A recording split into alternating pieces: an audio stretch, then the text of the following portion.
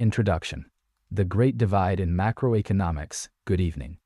Tonight, we begin a journey, a contemplative exploration of a significant fracture line within the landscape of macroeconomics. A division, not of outright dismissal, but of perspective, emphasis, and ultimately, prescription. This is the story of the Great Divide, the chasm separating the new Classical and New Keynesian schools of thought. It's a division that, to truly understand, requires us to delve into the fundamental assumptions each side holds about how our complex economic system truly functions. To appreciate the magnitude of this divide, let us imagine a river, delta. Two great branches, fed by a common source, the desire to model and understand the economy, yet flowing in diverging directions. The new classical school, arising in response to perceived shortcomings in earlier Keynesian models, sought to rebuild macroeconomics on what they considered firmer microeconomic foundations. They emphasized rational expectations, the idea that individuals, on average, use all available information to form their best possible forecast of the future. This, they believed, led to efficient markets and minimal government intervention. Their core tenet revolved around the speed and efficiency with which markets cleared. Prices, they argued, were flexible and adjusted rapidly to changes in supply and demand. Any deviations from full employment were therefore temporary and self-correcting. Think of a perfectly balanced scale, momentarily disturbed, but quickly returning to equilibrium. In this world, the actions of the policymaker were often seen as disruptive, creating more problems than they solved. Policy interventions, in their view, tended to distort price signals, leading to inefficient resource allocation and ultimately reduced economic welfare. The classical economist, in essence, was wary of interventions that sought to outsmart the collective wisdom embedded in the market. On the other side of the delta flows the new Keynesian school. While accepting the premise of rational expectations as a valuable tool, they questioned the assumption of perfectly flexible prices and wages. They observed, empirically, that prices often appear sticky, responding slowly to changes in economic conditions. Imagine, if you will, a sluggish pendulum, reluctant to adjust its swing. This stickiness, they argued, arises from various frictions within the economy. These frictions could be due to menu costs, staggered wage contracts, or imperfect information. These imperfections, small individually, can collectively lead to significant deviations from full employment and justify a more active role for the policymaker. Furthermore, the new Keynesians highlighted the importance of aggregate demand in driving short-run fluctuations. They argued that a decline in aggregate demand could lead to a self-fulfilling prophecy of reduced production and employment, a downward spiral that the market alone may not be able to correct. Thus, fiscal and monetary policy could play a crucial role in stabilizing the economy and mitigating the effects of recessions. The policymaker, therefore, could act as a stabilizer, smoothing out the rough edges of the economic cycle. So we have two schools, both attempting to navigate the complex currents of the economy. One emphasizing the self-correcting nature of markets and the potential harm of intervention. The other, highlighting the role of frictions and the potential benefits of policy stabilization. Both approaches seek a better understanding, a more refined model of the economic world. The difference lies in the weight they assign to expectations, the significance they attribute to frictions, and the appropriate role they envision for policy. The implications of this divide are far-reaching. They affect how we interpret economic data, how we design economic policy, and how we ultimately understand the forces that shape our economic well-being. It's a fascinating intellectual dance, a continuous refinement of models in light of new evidence and evolving understanding. And as we move forward in our exploration, we will delve deeper into the specific models and assumptions that underpin each school, examining their strengths and weaknesses, and ultimately, seeking to understand where the truth, if there is such a thing, may lie. We must ask ourselves, how do these two perspectives coexist, and could a synthesis emerge to better capture the complexity of the real-world economy? The classical school, foundations of laissez-faire. Ah, yes, welcome back. Last time, we touched upon the mercantilist era, that peculiar dance of gold and protectionism. Now, Let us turn our gaze backward, further still, to the serene, almost utopian, dawn of the classical school.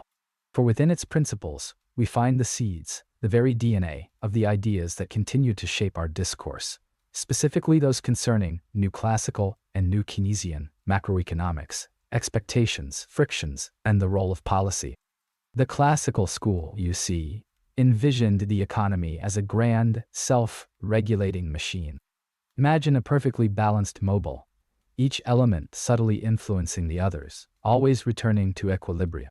At its heart lay the belief in laissez-faire, a French phrase meaning "let it be," a philosophy advocating minimal government intervention. The assumption was simple, elegant even. Rational individuals, pursuing their own self-interest, would, in aggregate, create the best possible outcome for society. No need for a heavy hand. No need for meddling fingers on the delicate gears. A key concept here is that of Say's law, often summarized as supply creates its own demand. The classical economist believed that the very act of producing goods generated the income necessary to purchase them. Imagine a farmer harvesting wheat. The wheat represents supply. But in harvesting, the farmer also creates income, wages for laborers, profits for himself, which in turn fuels demand for other goods and services. Therefore, overproduction, a persistent glut of goods exceeding demand, was considered impossible in the long run.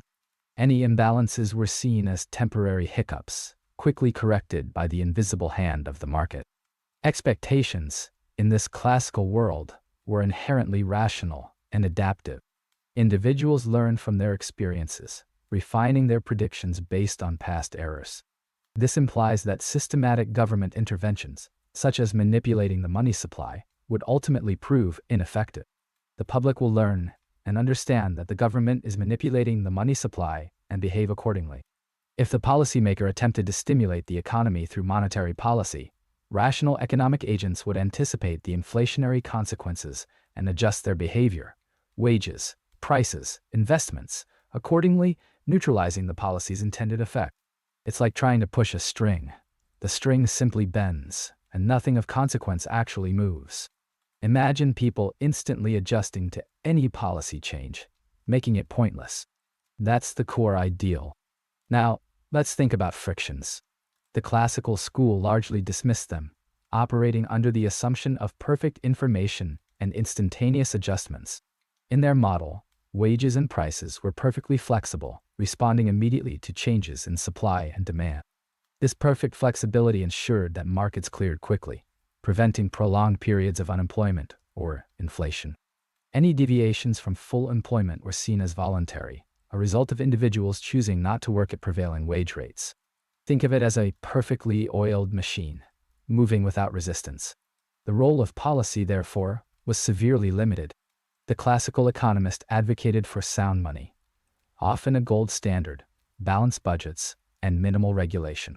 The government's primary function was to protect property rights, enforce contracts, and provide for national defense. Any attempt to actively manage the economy was seen as likely to do more harm than good, distorting market signals and hindering the natural forces of equilibrium. The image here is of a careful gardener, tending to the soil but refraining from rearranging the flowers according to some preconceived notion of beauty. Nature, left to its own devices, knows best. The new classical school, emerging in the latter half of the 20th century, revitalized many of these classical principles, albeit with more sophisticated mathematical tools. It emphasized the importance of rational expectations and microeconomic foundations in macroeconomic analysis. It asked hard questions of any government intervention. The focus was to prove that these intervention programs are useless. They believed in sound money. The classical school, then, laid the groundwork for many subsequent economic debates. The emphasis on individual rationality, market efficiency, and limited government intervention continues to resonate in modern economic thought, providing a stark contrast to the more interventionist approaches that followed. This brings us to the question: if perfect markets and rational actors define the classical ideal, what happens when reality falls short? What role, if any, is there for government when frictions exist? Information is imperfect, and expectations are not always rational. These are the questions that will guide our next exploration as we delve into the challenges to the classical school and the rise of alternative perspectives. Chapter 3. Say's Law and the Quantity Theory of Money. Welcome back.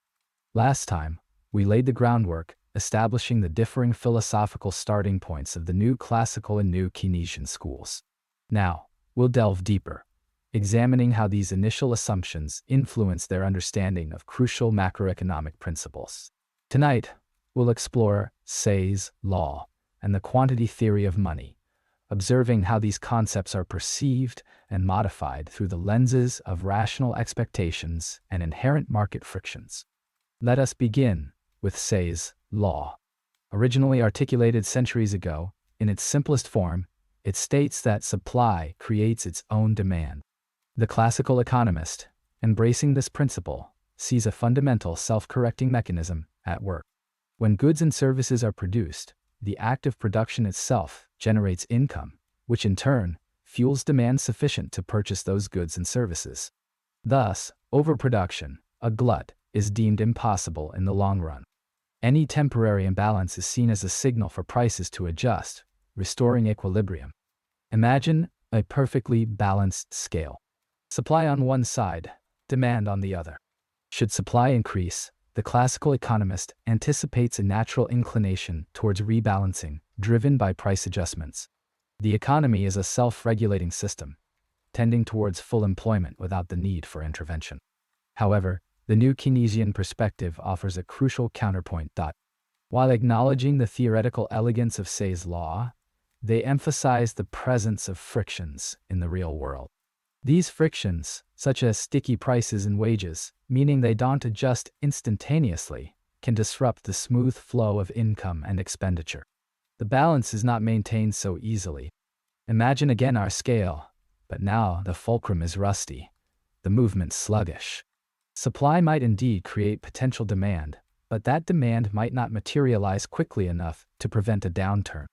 A mismatch arises, leading to unemployment and underutilized resources.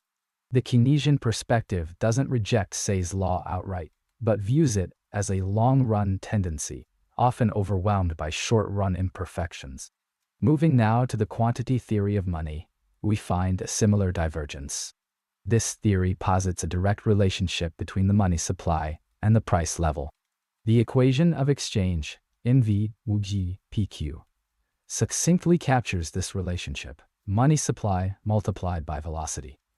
The rate at which money changes hands equals the price level multiplied by real output. The classical economist often assumes that velocity is relatively stable, and that real output is primarily determined by supply-side factors, such as technology and resource availability. Therefore, an increase in the money supply, in their view, translates directly into an increase in the price level, inflation. Monetary policy, in this framework, has limited impact on real output in the long run.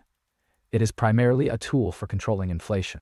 Think of it like this: if you increase the amount of water in a closed system, the water level simply rises uniformly. The shape of the container, representing the real economy, remains unchanged. The water, representing the money supply, merely inflates the overall level.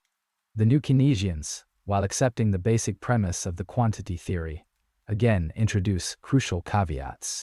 They argue that velocity is not always stable, and that in the short run, increases in the money supply can indeed stimulate aggregate demand and boost real output, particularly when the economy is operating below full capacity. Sticky prices and wages allow these real effects to persist, albeit temporarily. Imagine our water system again. Now, the container has hidden compartments and throttles. Adding water might initially fill those compartments, increasing the overall volume before affecting the water level itself. The effect is not immediate, nor is it uniformly distributed. The policymaker finds themselves caught in the middle of this intellectual tug-of-war. The classical economist advocates for limited government intervention, focusing on maintaining stable money supply growth to control inflation.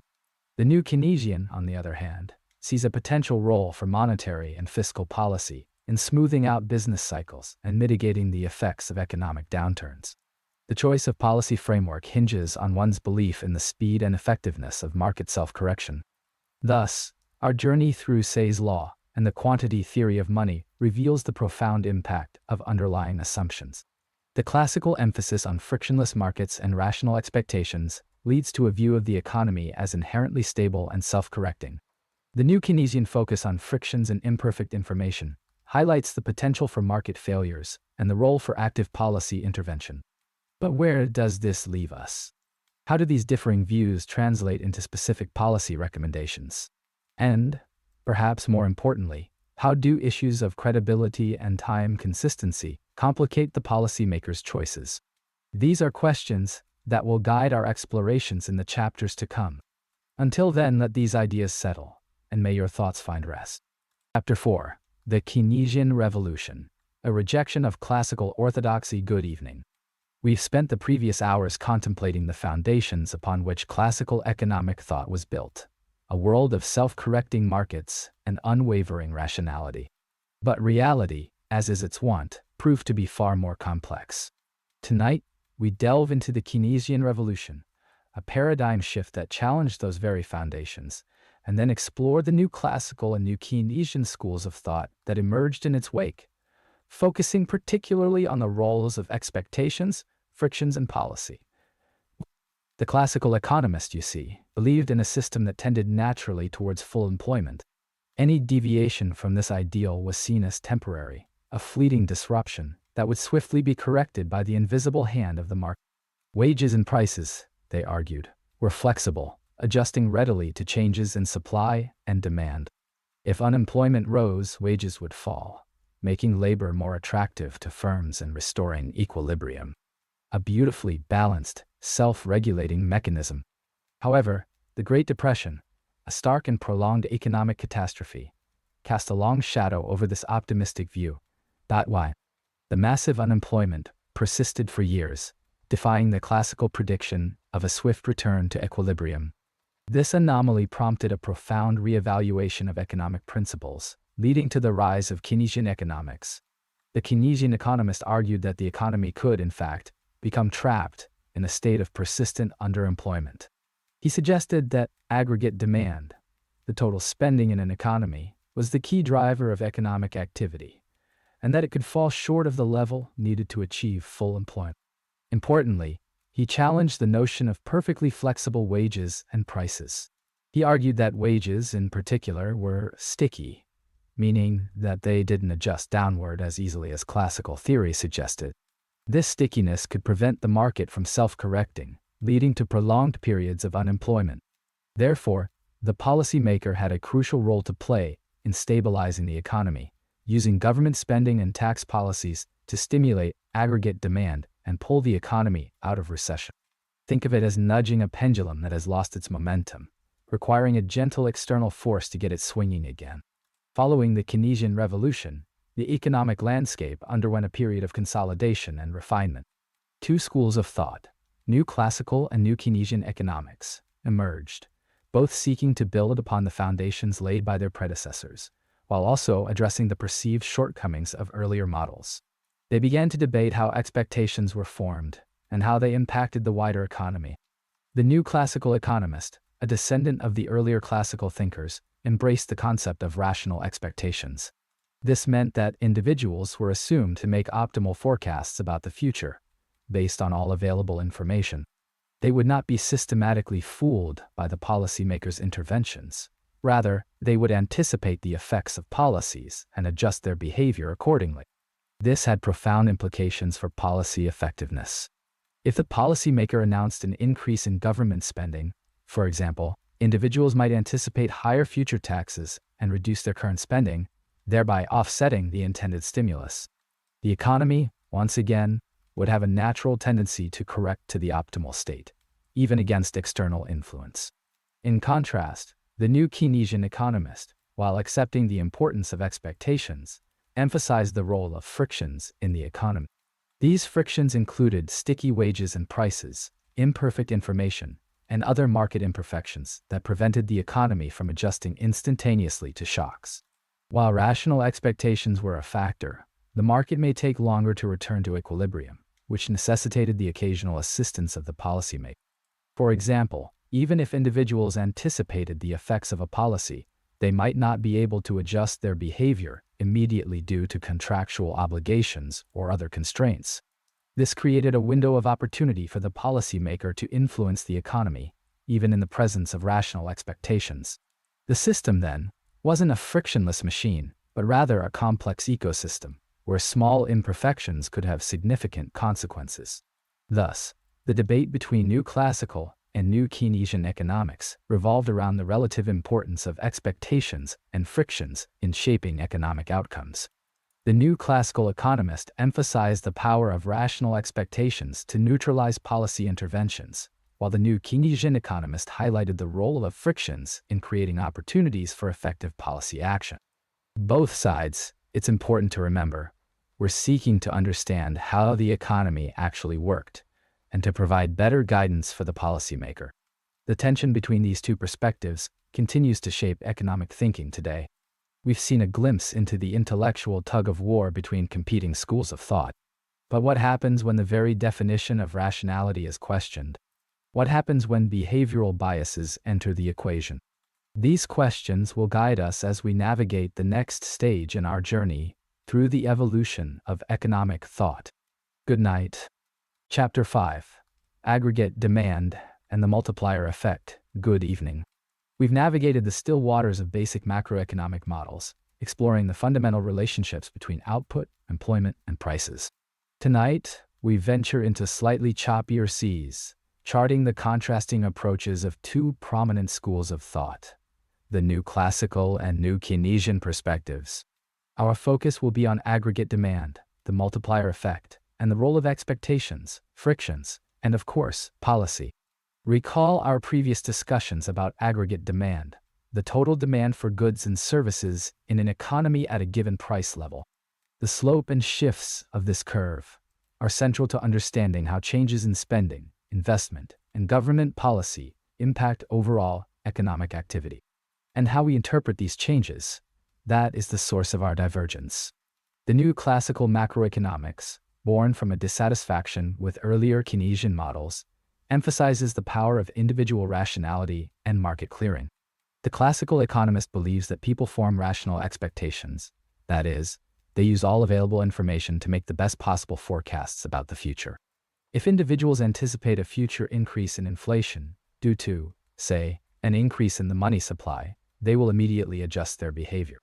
Workers will demand higher wages, firms will raise prices, and the anticipated inflation will materialize quickly, perhaps even before the policymaker has a chance to intervene. The aggregate supply curve in this view is relatively steep, implying that changes in aggregate demand primarily affect prices, with little impact on real output. The concept of market clearing is also critical. This suggests that prices and wages adjust rapidly to ensure that supply equals demand in all markets. Any deviations from full employment are seen as temporary and self-correcting. The economy, in this view, is inherently stable, gravitating towards its long-run equilibrium. Now, let us gently turn the prism and observe the New Keynesian perspective. While acknowledging the importance of rational expectations, the New Keynesian school emphasizes the presence of frictions in the economy. These frictions can take various forms, such as sticky wages, sticky prices, and imperfect information. Sticky wages, for example, refer to the idea that wages are often set by contracts and do not adjust immediately to changes in economic conditions. Similarly, sticky prices suggest that firms may be reluctant to change prices frequently due to menu costs or concerns about customer relationships. Imperfect information means that individuals and firms may not have complete knowledge of all relevant market conditions. These frictions create a buffer. They slow down the adjustment process, meaning that changes in aggregate demand can have a more significant and persistent impact on real output and employment. Consider, for example, a decrease in consumer spending. In a New Keynesian world, firms may be slow to lower prices, leading to a decline in production and employment. This, in turn, further reduces aggregate demand, creating a downward spiral. This is, of course, the multiplier effect. An initial change in spending leads to a larger change in overall economic activity. The policymaker, therefore, has a more active role to play in the new Keynesian framework. By using monetary and fiscal policy to manage aggregate demand, they can help to stabilize the economy and mitigate the effects of recessions. For instance, if the policymaker anticipates a decline in aggregate demand, they might lower interest rates or increase government spending to stimulate economic activity. These policies are designed to counteract the negative effects of the multiplier effect. However, even in the new Keynesian world, expectations matter. If the policymaker's actions are not credible, or if individuals anticipate that policy interventions will lead to future inflation, the effectiveness of these policies may be limited. A credibility crisis, a lack of trust, can disrupt the delicate balance of the system. So, we find ourselves with two distinct approaches, each offering valuable insights into the workings of the macroeconomy. The new classical school emphasizes the power of rational expectations and market clearing, while the new Keynesian school highlights the importance of frictions and the potential for policy intervention. Both models, however, are simplifications of a complex reality, and this brings us to a lingering question. Both the new classical and new Keynesian frameworks, despite their differences, largely focus on understanding fluctuations around a given potential output. But what determines that potential output itself? What are the long-run drivers of economic growth? That, perhaps, is a journey for our next conversation. The role of government intervention in the Keynesian model. Yes, we've navigated the intricacies of the Keynesian perspective, seeing how demand, like a tide, can ebb and flow, leaving behind periods of economic stagnation. Now, let us turn our attention to the role of government, a potential hand on the rudder, guiding the economy through these choppy waters. But the sea of economic thought is never still. New waves always emerge, challenging established currents. Specifically, we'll consider the debate between the new classical and new Keynesian schools of thought. While both attempt to build upon classical foundations, their differing assumptions about expectations, frictions, and crucially, the effectiveness of policy lead them to vastly different conclusions about the optimal role of government intervention. The classical economist, steadfast in his belief in the inherent efficiency of markets, argues that individuals form rational expectations. This doesn't mean they possess perfect foresight, of course. Rather, it implies they use all available information, including knowledge of government policies, to make the best possible predictions about the future. Any systematic policy, therefore, becomes anticipated and incorporated into their decisions. If the policymaker announces an expansionary fiscal policy, say, increased government spending, individuals will foresee the potential for future inflation and adjust their behavior accordingly.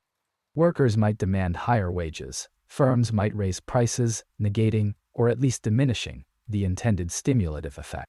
This concept, often described through the lens of the policy ineffectiveness proposition, suggests that systematic monetary policy changes have no real effect on output or employment in the short run, only affecting the price level.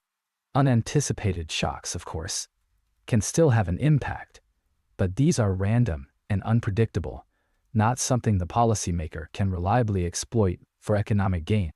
For the classical economist, government intervention is not only unnecessary, but potentially harmful, distorting market signals and creating inefficiencies. The market, left to its own devices, will eventually find its way back to equilibrium, a natural state of balance. Now, contrast this with the perspective of the new Keynesian economist. While accepting the importance of rational expectations, they emphasize the presence of frictions in the economy. These frictions prevent markets from clearing instantaneously, and individuals from perfectly adjusting to changes. Imagine sand in the gears of a complex machine. It slows things down, creates resistance, and prevents the smooth operation that the classical economist envisions. One crucial friction is sticky prices and wages. Prices, for example, may be slow to adjust due to contracts, menu costs, or concerns about losing market share. Similarly, wages may be sticky due to long-term contracts or resistance from workers. These rigidities mean that aggregate demand shocks can have real effects on output and employment, at least in the short run. A sudden drop in consumer confidence, for instance, could lead to a decrease in aggregate demand, resulting in firms reducing production and laying off workers, even if workers are willing to accept lower wages. Prices may simply not fall quickly enough to compensate. Another key friction is imperfect information. Individuals may not have access to all relevant information, or they may find it costly to acquire and process it. This creates uncertainty, leading to suboptimal decisions and further exacerbating the effects of shocks. The policymaker, with access to more comprehensive data and analytical tools, may be in a better position to understand the state of the economy and implement policies to mitigate the adverse effects of these frictions. Therefore, the New Keynesian economist argues that government intervention, particularly through monetary and fiscal policy, can play a useful role in stabilizing the economy. By managing aggregate demand, the policymaker can offset the effects of shocks, reducing fluctuations in output and employment. This doesn't imply that government intervention is always beneficial. The policymaker must carefully consider the potential costs and benefits of intervention, taking into account the limitations of their knowledge and the possibility of unintended consequences. However, the presence of frictions justifies a more active role for government than the classical economist would allow. So, we have two distinct perspectives on the role of government. The classical economist, believing in the inherent efficiency of markets and the power of rational expectations, advocates for minimal intervention. The New Keynesian economist, acknowledging the presence of frictions and imperfect information, sees a potential role for government in stabilizing the economy. The debate continues, shaping the contours of economic policy to this day. As we contemplate this interplay, one wonders, what other forces lie dormant, waiting to reshape our economic understanding in the phases to come? What new equilibrium will we strive toward? Chapter 7. The Phillips Curve and the Trade-off Between Inflation and Unemployment. Welcome back, friends. As we've seen, the classical model paints a rather self-regulating picture of the economy, one where imbalances are swiftly corrected. Tonight, however, we begin to question this smooth adjustment mechanism. We turn our attention to a relationship that dominated macroeconomic thought for much of the 20th century. The Phillips Curve. The Phillips Curve, in its earliest incarnation, presented a seemingly straightforward, inverse relationship between inflation and unemployment. Imagine a seesaw, gently rocking back and forth. On one side, inflation, on the other, unemployment. As one rises, the other falls. This simple, elegant notion resonated deeply, particularly with the policymaker. For the policymaker, the Phillips curve offered a tantalizing prospect, a menu of choices. Higher inflation, lower unemployment. Acceptable. Lower inflation, higher unemployment. Perhaps still palatable. The key was that control seemed within reach. Using monetary or fiscal policy, the policymaker could theoretically nudge the economy along the curve, selecting the desired combination. Stimulate demand. Unemployment falls, but inflation rises. Restrain demand. Inflation falls, but unemployment increases. This initial understanding of the Phillips curve was largely empirical, based on observed data. Why? Think of it as an astronomer noticing a correlation between two celestial bodies. There was evidence of a link, but the underlying mechanisms were not fully understood. It was, in essence, a statistical observation ripe for theoretical exploration. And that exploration would soon arrive, bringing with it the crucial element of expectations. The early view of the Phillips curve implicitly assumed that economic actors, workers and firms primarily, were essentially backward-looking. They based their expectations of the future on what had happened in the immediate past. If inflation had been low, they expected it to remain low. If unemployment had been high, they braced themselves for continued hardship. In this world of adaptive expectations, the policymaker could indeed influence the real economy, at least in the short run. However, this naivete regarding expectations would soon be challenged.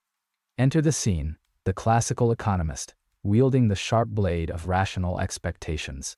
Rational expectations suggest that individuals use all available information, not just past data, to form their expectations about the future.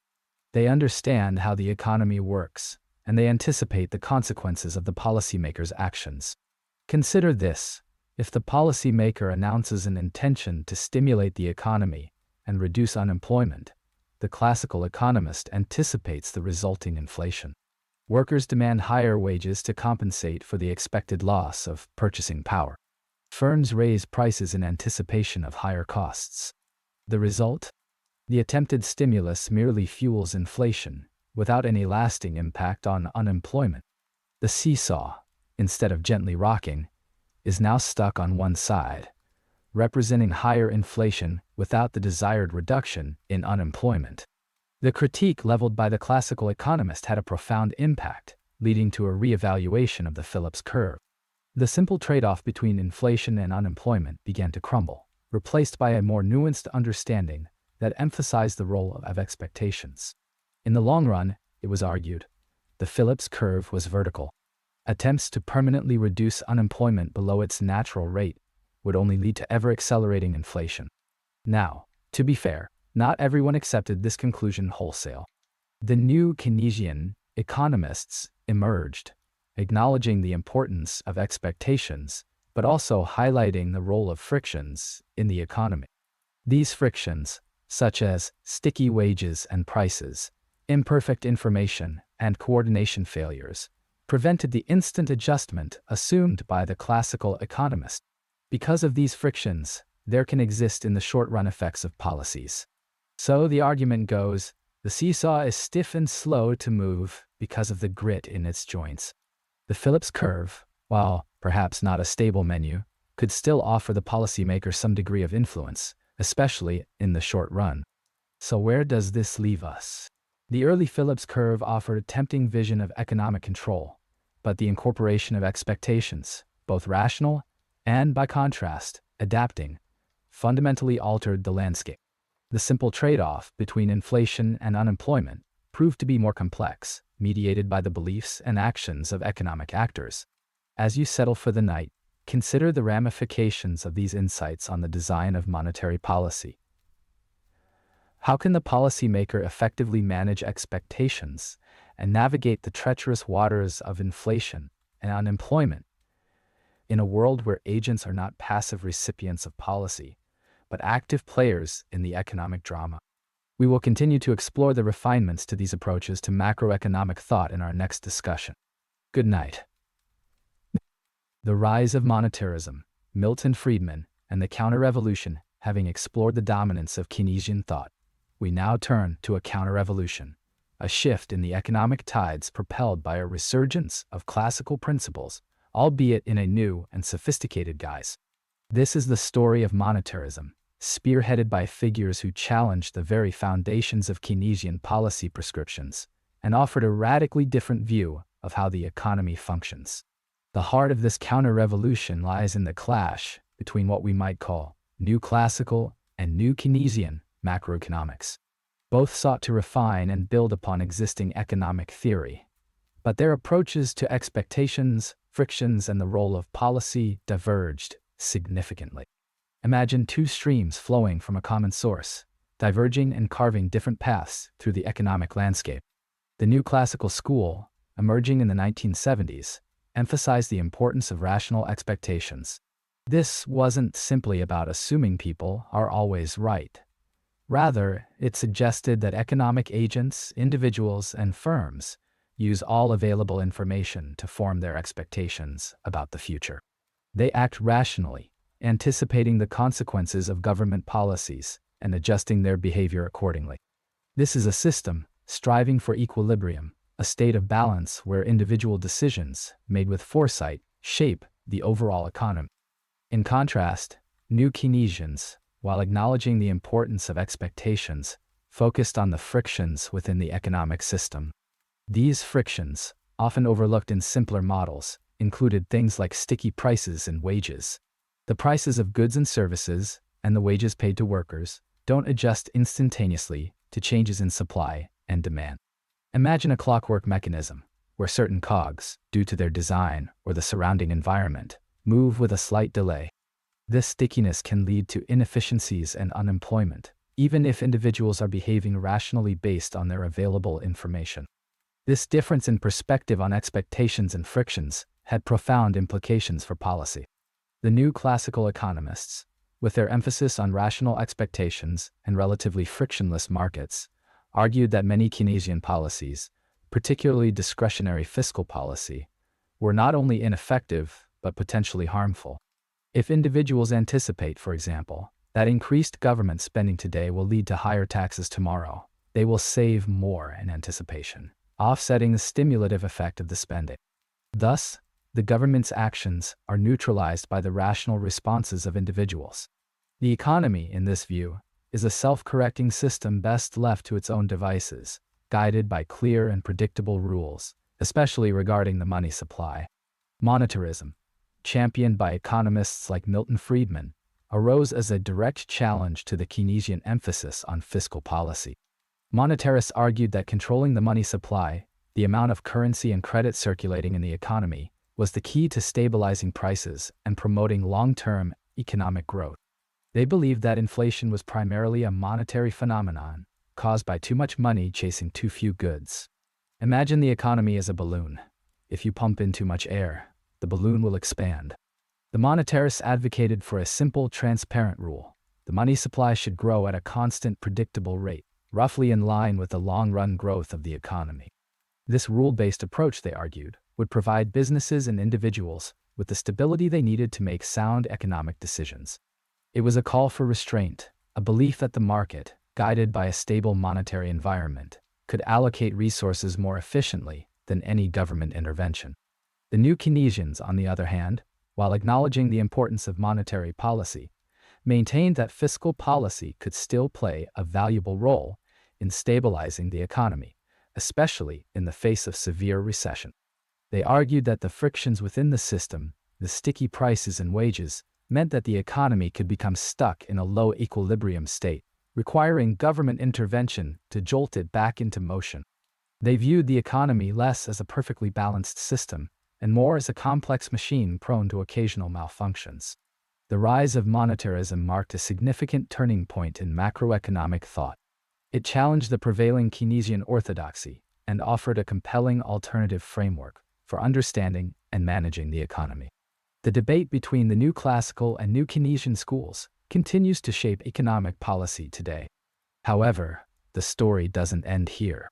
As we move forward, we'll consider how these ideas were further refined and adapted in response to new challenges, particularly the economic upheavals of the late 20th and early 21st centuries. The question remains, what new approaches would emerge to navigate an increasingly complex and interconnected global economy? Chapter 9. The Natural Rate Hypothesis and the Breakdown of the Phillips Curve. Good evening. We've previously explored the delicate dance between inflation and unemployment, often visualized through the Phillips curve.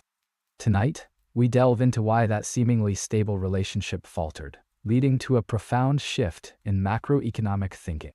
This shift centers on the crucial role of expectations and the inherent stickiness, or frictions, within the economy, ultimately shaping the effectiveness of policy interventions.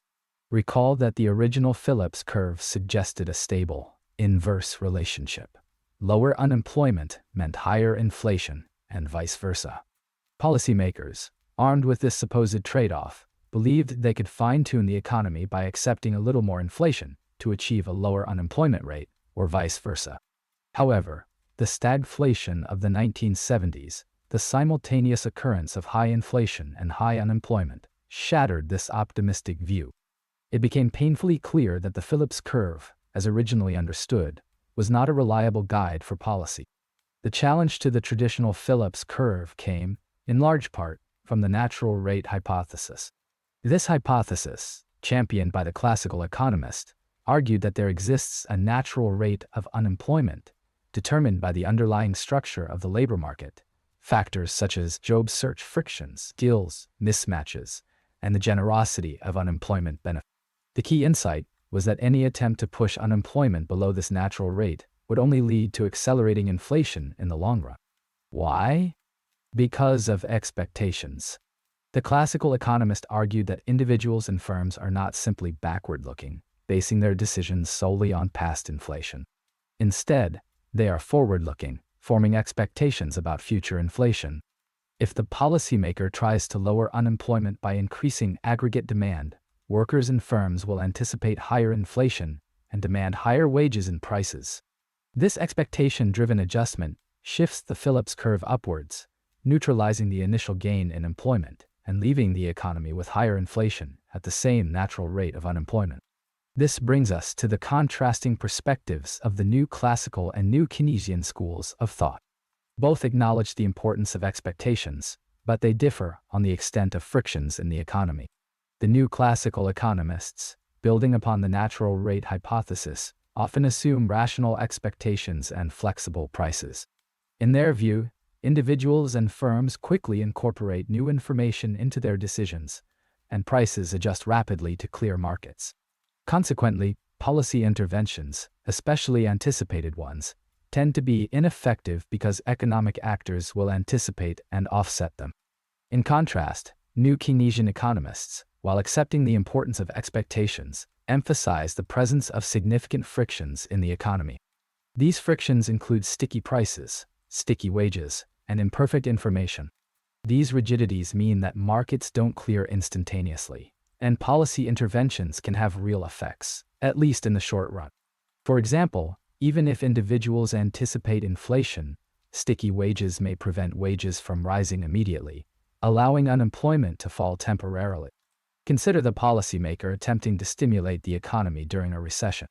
A new classical economist would argue that if the policy is anticipated, individuals and firms will adjust their behavior accordingly, neutralizing its impact. A new Keynesian economist, however, would argue that sticky prices and wages would prevent the economy from adjusting immediately, leading to a temporary increase in output and employment. However, even the new Keynesians acknowledge that the long-run effects of policy are limited by the natural rate hypothesis. Sustained attempts to push unemployment below the natural rate will ultimately lead to accelerating inflation. The debate between the new classical and new Keynesian schools revolves around the degree and persistence of these frictions, and the ability of policymakers to exploit them effectively. Is the economy a finely tuned machine that rapidly adjusts to any intervention? Or is it a more sluggish system, where carefully designed policies can still make a difference? This divergence shapes their views on the appropriate role for government intervention in the economy. Our understanding of the Phillips curve, therefore, has evolved from a simple, stable relationship to a more complex interplay of expectations, frictions, and policy. The natural rate hypothesis highlighted the limitations of simply manipulating aggregate demand to achieve desired unemployment levels.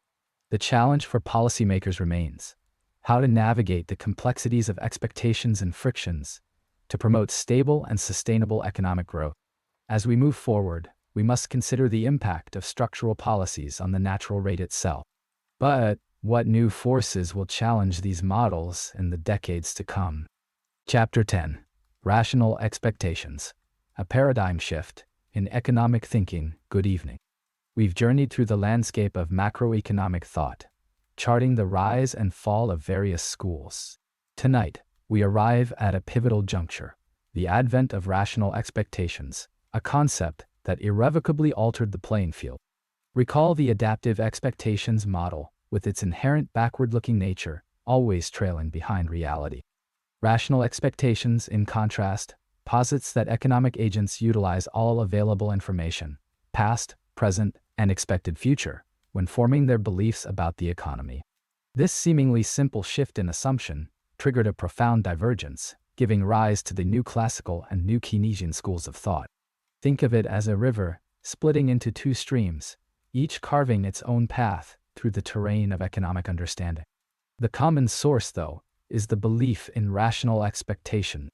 The new classical school, often associated with strong market-clearing assumptions, paints a picture of an economy that, while not perfect, adjusts rapidly to shocks. The classical economist sees individuals and firms as optimizing agents, constantly adjusting their behavior based on their rational forecasts. They anticipate policy changes and incorporate them into their decisions before the policy even takes effect. This leads to a powerful conclusion: systematic monetary policy, if anticipated, is largely ineffective in influencing real variables like output and employment. It becomes merely a source of price-level changes, a kind of economic noise. The economy, in this view, is inherently stable, tending towards its natural rate of output. Fluctuations are primarily driven by real shocks, like changes in technology or preferences, rather than misguided policy interventions. Imagine a perfectly balanced scale. The classical economist sees attempts to tip that scale with policy as ultimately self-defeating. Agents will anticipate the attempts and adjust their weights accordingly, restoring the balance, but potentially introducing unnecessary friction in the process. On the other side of the divide lies the new Keynesian school. While embracing rational expectations, they introduce frictions into the model. These frictions, such as sticky prices and wages, create inertia in the system, preventing instantaneous adjustment. Prices and wages, they argue, don't immediately respond to changes in supply and demand due to factors like long-term contracts, menu costs, and implicit agreements.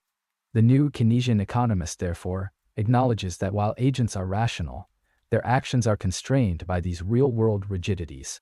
This creates a role for monetary policy to stabilize the economy. Even with rational expectations, unanticipated policy changes can still have real effects in the short run, pushing the economy closer to its potential output. The policymaker, in this view, can act as a kind of lubricant, smoothing out the bumps in the road caused by these frictions. Consider the river analogy again. The new classical perspective views the river as flowing freely, with minimal obstructions. The new Keynesian perspective, however, sees rocks and rapids that impede the flow.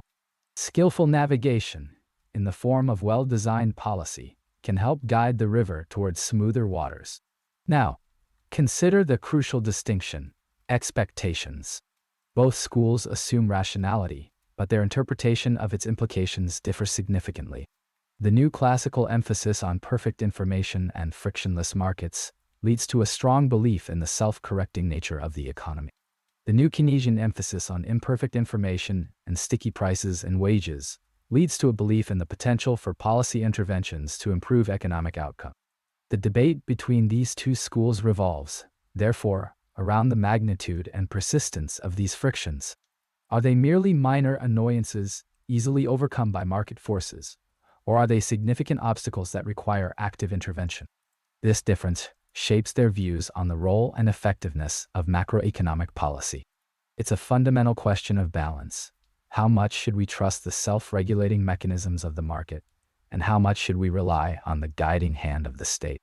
And so, we find ourselves at a crossroads. The rational expectations revolution reshaped macroeconomic thinking, giving rise to two distinct, yet interconnected, schools of thought. As we prepare to move forward, a question lingers. Where do these diverging paths lead? What new theoretical landscapes will emerge from this fertile ground of intellectual debate? This, perhaps, is a topic for another evening. Good night. Chapter 11. The Lucas Critique. Policy Ineffectiveness and Model Design. Welcome, once more, to the quiet corner of economic thought. We've journeyed through the initial Keynesian revolution, witnessed its challenges, and observed the rise of rational expectations. Now we arrive at a pivotal moment, a critique that fundamentally reshaped how we understand the efficacy of economic policy. This is the domain of the Lucas Critique, a challenge to traditional policymaking that emphasizes the crucial role of expectations. Imagine a flowing river, its currents representing the economy. Traditional Keynesian models, in their initial form, often treated economic agents, consumers, firms, as somewhat passive, reacting mechanically to policy interventions like changes in government spending or interest rates. They assumed that the riverbed of economic behavior remained relatively fixed, allowing the policymaker to steer the flow with reasonable predictability. However, this assumption proved to be a point of vulnerability. The classical economist, armed with the concept of rational expectations, argued that individuals aren't simply passive responders. They are forward-looking, intelligent beings who observe the world, learn from the past, and adjust their behavior based on what they expect will happen in the future. This expectation formation, seemingly innocuous, becomes the crux of the Lucas Critique. The essence of the critique is this: when the policymaker attempts to manipulate the economy, individuals, anticipating these manipulations, will alter their behavior in response. This change in behavior, in turn, can negate the intended effects of the policy. Crucially, the classical economist argued that existing macroeconomic models, based on historical data, couldn't accurately predict these changes in behavior following policy interventions. These models, he argued, were not policy invariant. They did not hold up when the rules of the game changed. Consider, for example, a policy aimed at stimulating demand through an increase in the money supply. Under traditional Keynesian assumptions, this might lead to lower interest rates and increased investment. However, if individuals anticipate that this monetary expansion will lead to inflation, they might demand higher wages and prices before the actual inflation materializes. This preemptive adjustment can nullify the intended stimulative effect, resulting primarily in higher prices, with little or no increase in output. The riverbed, in essence, shifts in anticipation of the flood, diminishing its impact. The new classical economists built upon this critique, developing models based on microeconomic foundations and incorporating rational expectations. These models often predicted that systematic monetary policy, being predictable, would be largely ineffective in influencing real economic variables like output and employment. Only unanticipated policy shocks, surprising the rational actors, could have a temporary impact. This perspective, while mathematically rigorous, often struggled to fully account for the real-world persistence of economic fluctuations. In response, new Keynesian economists, acknowledging the validity of the Lucas critique, sought to incorporate more realistic features into their models. They retained the emphasis on rational expectations, but introduced various frictions, imperfections in markets that prevent instantaneous adjustment. These frictions could include sticky prices, sticky wages, and imperfect information. These frictions, though seemingly minor, can have significant macroeconomic consequences. Sticky prices, for instance, can prevent markets from clearing quickly, leading to temporary imbalances and inefficiencies. This allows monetary policy to have a more prolonged impact on real economic activity, albeit one that is still constrained by the need for credibility and predictability. So, where does this leave us? The Lucas critique serves as a constant reminder that economic models are not immutable laws of nature. They are simplifications, approximations of a complex reality. Any attempt to use these models for policy design must account for the potential for behavioral responses and the limitations imposed by model invariance. The tension between rational expectations and real-world frictions remains a central theme in modern macroeconomic research.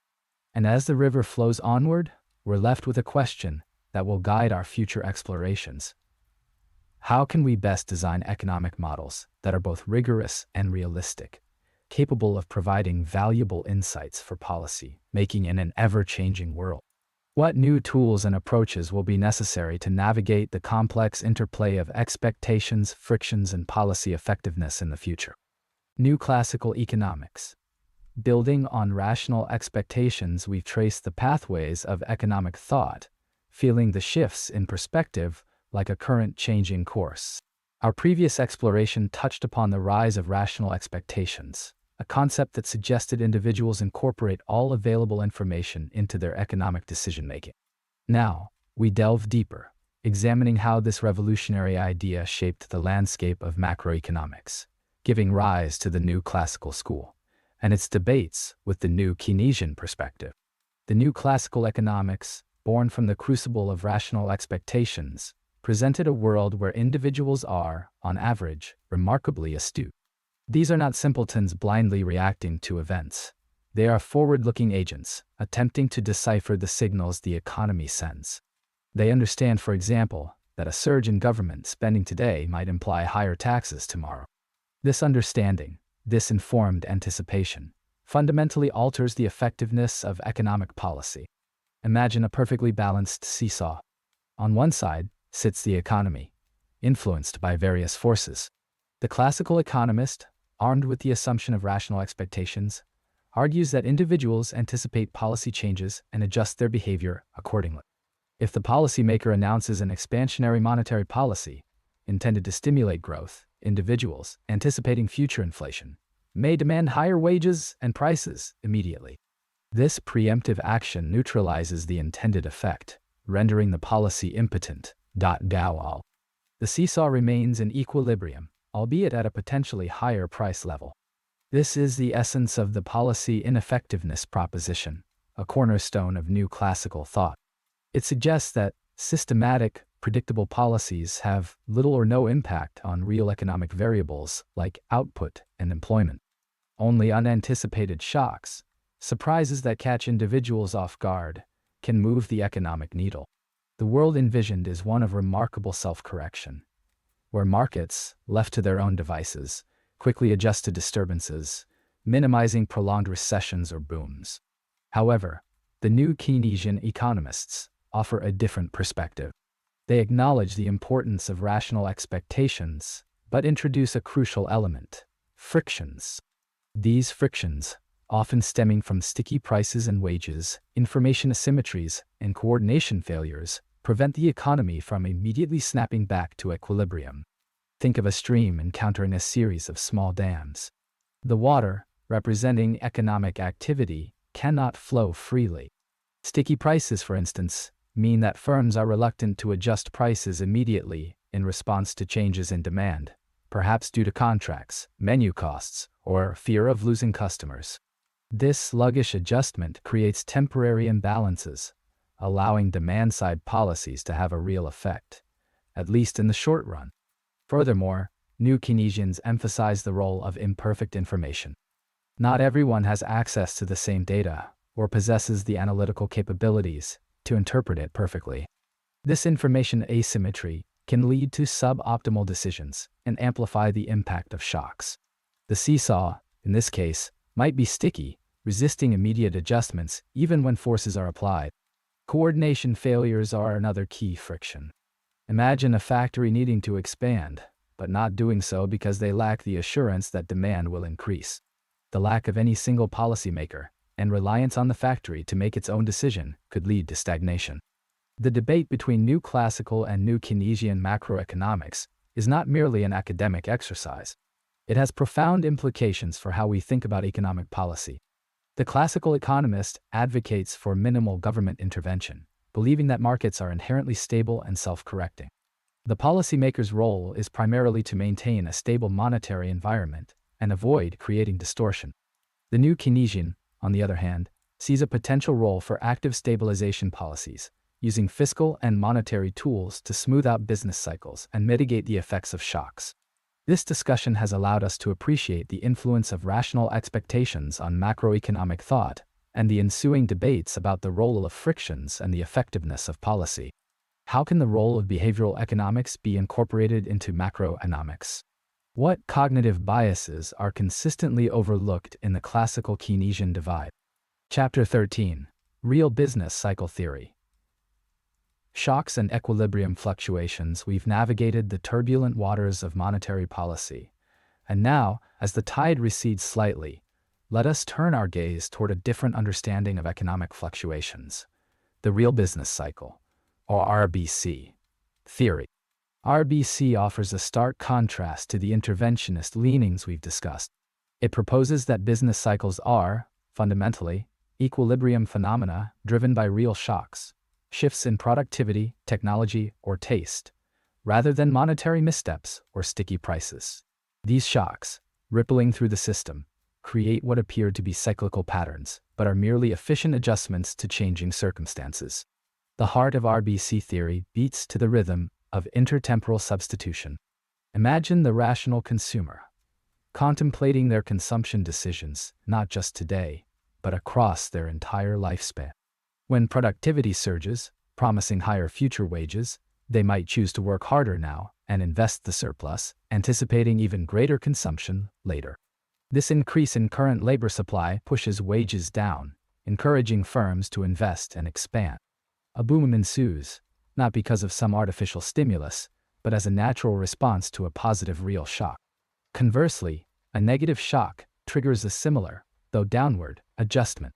It's a symphony of rational agents, each responding optimally to the available information. This framework casts a skeptical eye on stabilization policies. The classical economist, observing these fluctuations, would argue that attempts to smooth the business cycle are not only futile, but potentially harmful. Intervening with fiscal or monetary tools might distort the optimal allocation of resources, preventing the economy from efficiently adjusting to the new reality. It is akin to attempting to calm a gentle breeze. The attempt itself disrupts the natural flow. Now, let us consider the perspective from the new classical versus new Keynesian landscape. Both schools acknowledge the importance of expectations, but their interpretations differ. The new classical school, closely aligned with RBC, emphasizes rational expectations. Economic actors are assumed to use all available information to form their forecasts, and these forecasts are, on average, accurate. Unexpected policy changes might have short-run effects, but anticipated changes are quickly factored into decisions, rendering them largely ineffective. The new Keynesian school, however, incorporates frictions into the equation. These frictions can take various forms: sticky prices, sticky wages, or imperfect information. These impediments prevent the economy from instantly reaching its equilibrium in response to shocks. The policymaker, armed with this understanding, might argue that stabilization policies can, in fact, improve welfare by mitigating the inefficiencies caused by these frictions. Consider, for example, a sudden decline in aggregate demand. If prices and wages are sticky, firms might respond by cutting production and laying off workers, leading to a recession. The new Keynesian would suggest that a timely injection of government spending, or a reduction in interest rates, could help to offset this decline, moving the economy closer to its potential output. This is an attempt to unstick the system, much like applying lubricant to a creaky machine. However, even within the new Keynesian framework, there are nuanced debates about the optimal design and implementation of policy. Questions arise. How accurately can the policymaker assess the nature and magnitude of the shocks hitting the economy?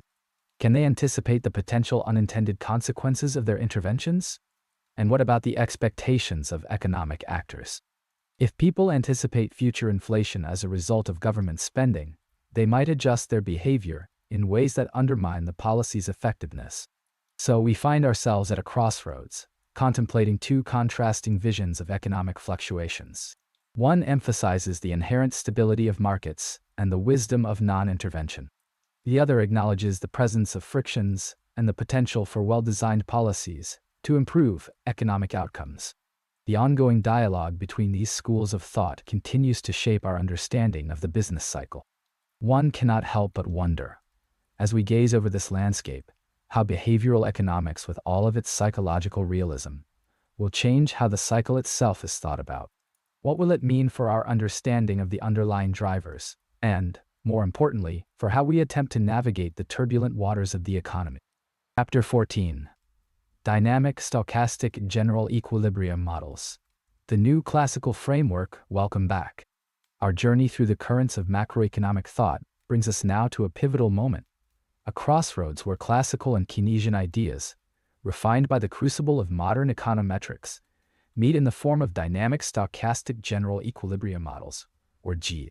We spent the last chapter examining the microfoundations of macroeconomics. Now, we will see how these ideas play out in a structured model. Before we delve into the mathematical heart of these models, let's remember the fundamental divide that separates the new classical and new Keynesian schools of thought. Imagine them as two rivers, both originating from the same high ground of rational expectations and microfoundations, but diverging as they flow toward the sea of policy implications. The new classical framework, which we shall examine first, sees the world as fundamentally efficient. Markets clear quickly, and individuals, equipped with rational expectations, make optimal decisions based on available information. Information, however, is not always perfect, but any imperfections are usually random. The classical economist, therefore, emphasizes the importance of credible policy rules and minimal government intervention. Any attempt to fine-tune the economy is likely to be counterproductive, creating uncertainty and distorting rational decisions. Consider, for instance, a sudden increase in government spending. The classical economist, assuming individuals are forward-looking, understands that this increase must eventually be financed through higher taxes. They anticipate this future tax burden and reduce their current consumption and investment accordingly, effectively neutralizing the stimulative effect of the government spending. This is, of course, a stylized and rather theoretical result, but it illustrates the importance of rational expectations in shaping the aggregate response to policy. Now, let us turn our attention to the new Keynesian perspective.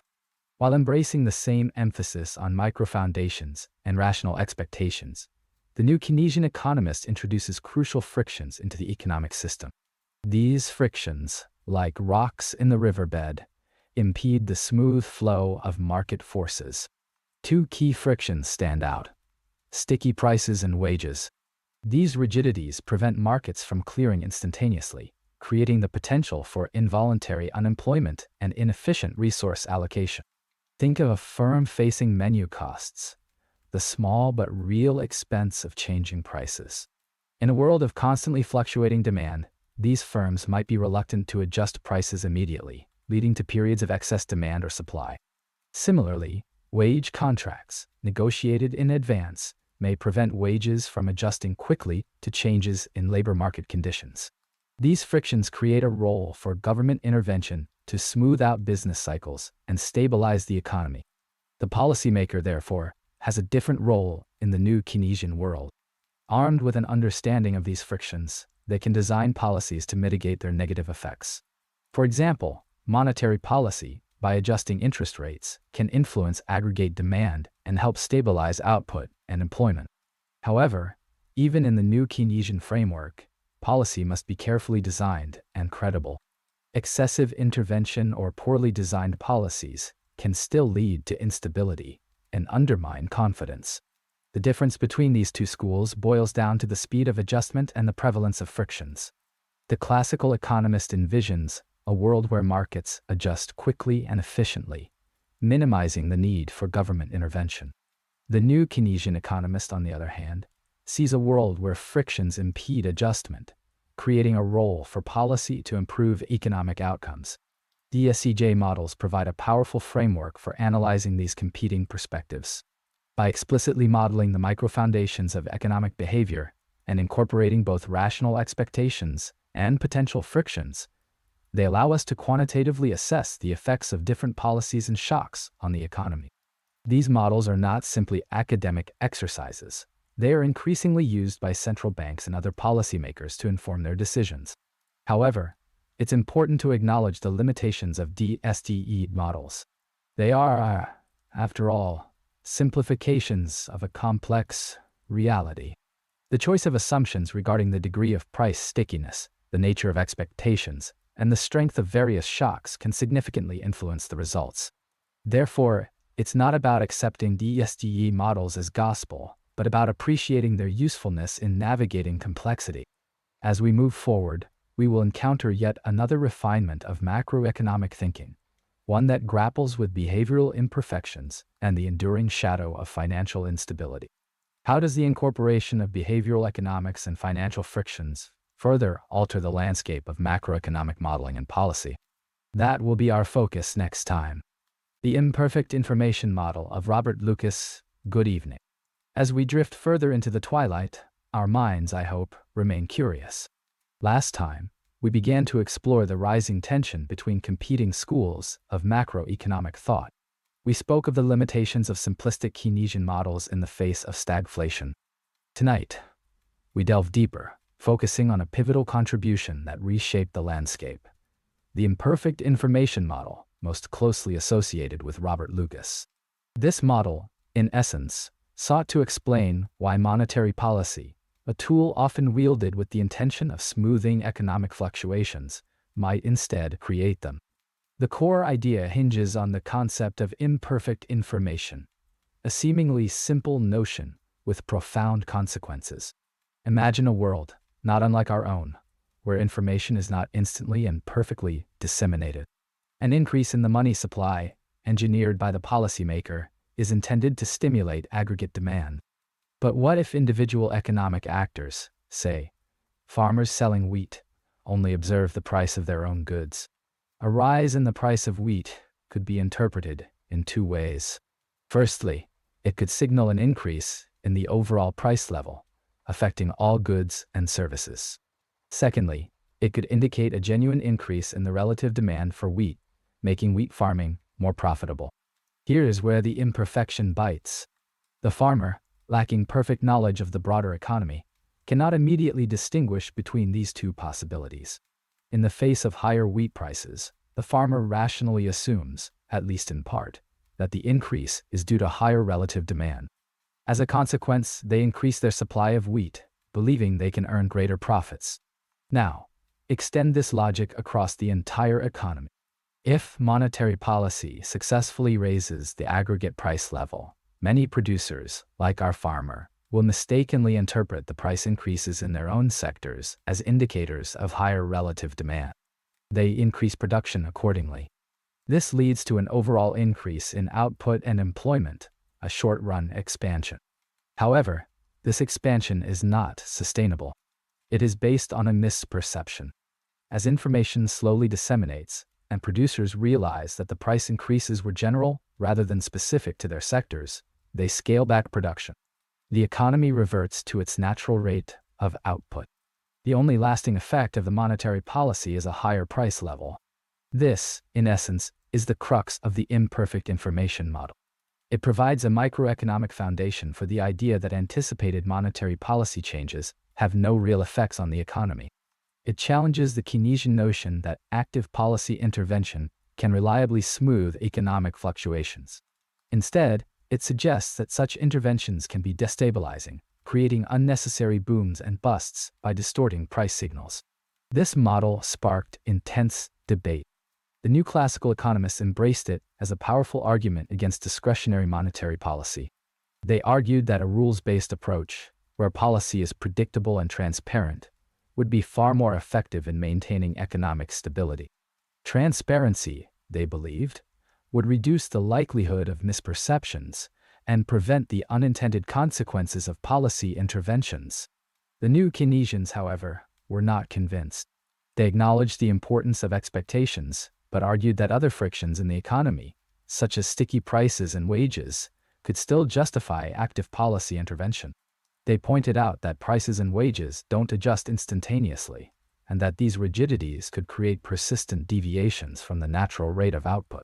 They argued that even if people understand the nature of monetary policy, the economy might still benefit from carefully targeted interventions to offset these frictions.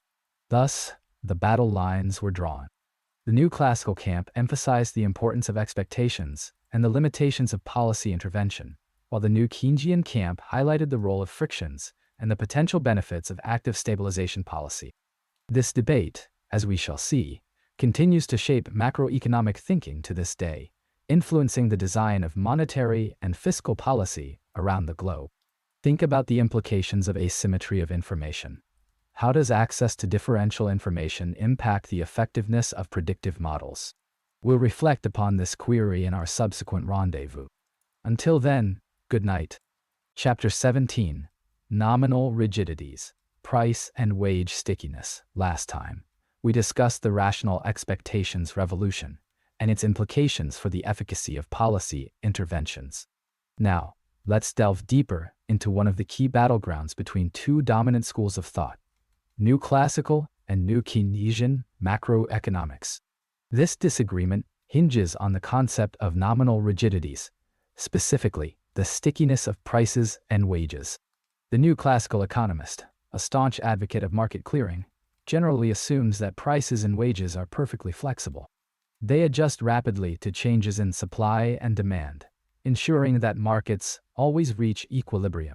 In this world, any government intervention, especially attempts to manipulate aggregate demand, are largely ineffective or even counterproductive due to the rational expectations of economic agents. Individuals and firms anticipate the policymakers' actions and adjust their behavior accordingly, negating the intended effect. It's akin to pushing against a perfectly balanced scale. Any force you apply is instantly compensated for.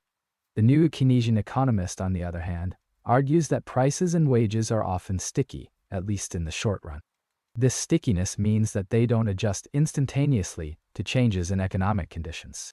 A variety of reasons are proposed for this rigidity: menu costs, staggered wage contracts, and imperfect information. Imagine a flowing river encountering a series of small dams.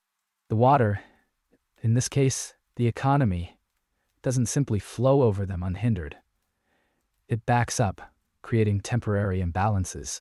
These nominal rigidities have profound implications for the role of government policy. If prices and wages are sticky, then changes in aggregate demand can have real effects on output and employment. For instance, an increase in government spending might boost demand, leading firms to increase production and hire more workers, rather than simply raising prices. The policymaker, armed with this understanding, can potentially smooth out business cycles and mitigate the effects of recessions. It's the difference between navigating a perfectly still lake versus one with hidden currents and eddies. Active navigation becomes not just possible, but essential. The debate between these two schools largely revolves around the degree of stickiness. Is it significant enough to warrant active policy intervention? The new classical economist might concede that some stickiness exists in the very short run, but argues that it is quickly overcome as markets adjust. The new Keynesian economist, conversely, believes that stickiness can persist for longer periods, making stabilization policy a valuable tool. Central to this discussion are expectations. Both schools recognize the importance of how individuals form expectations about the future. However, they differ on the speed with which these expectations adjust to new information.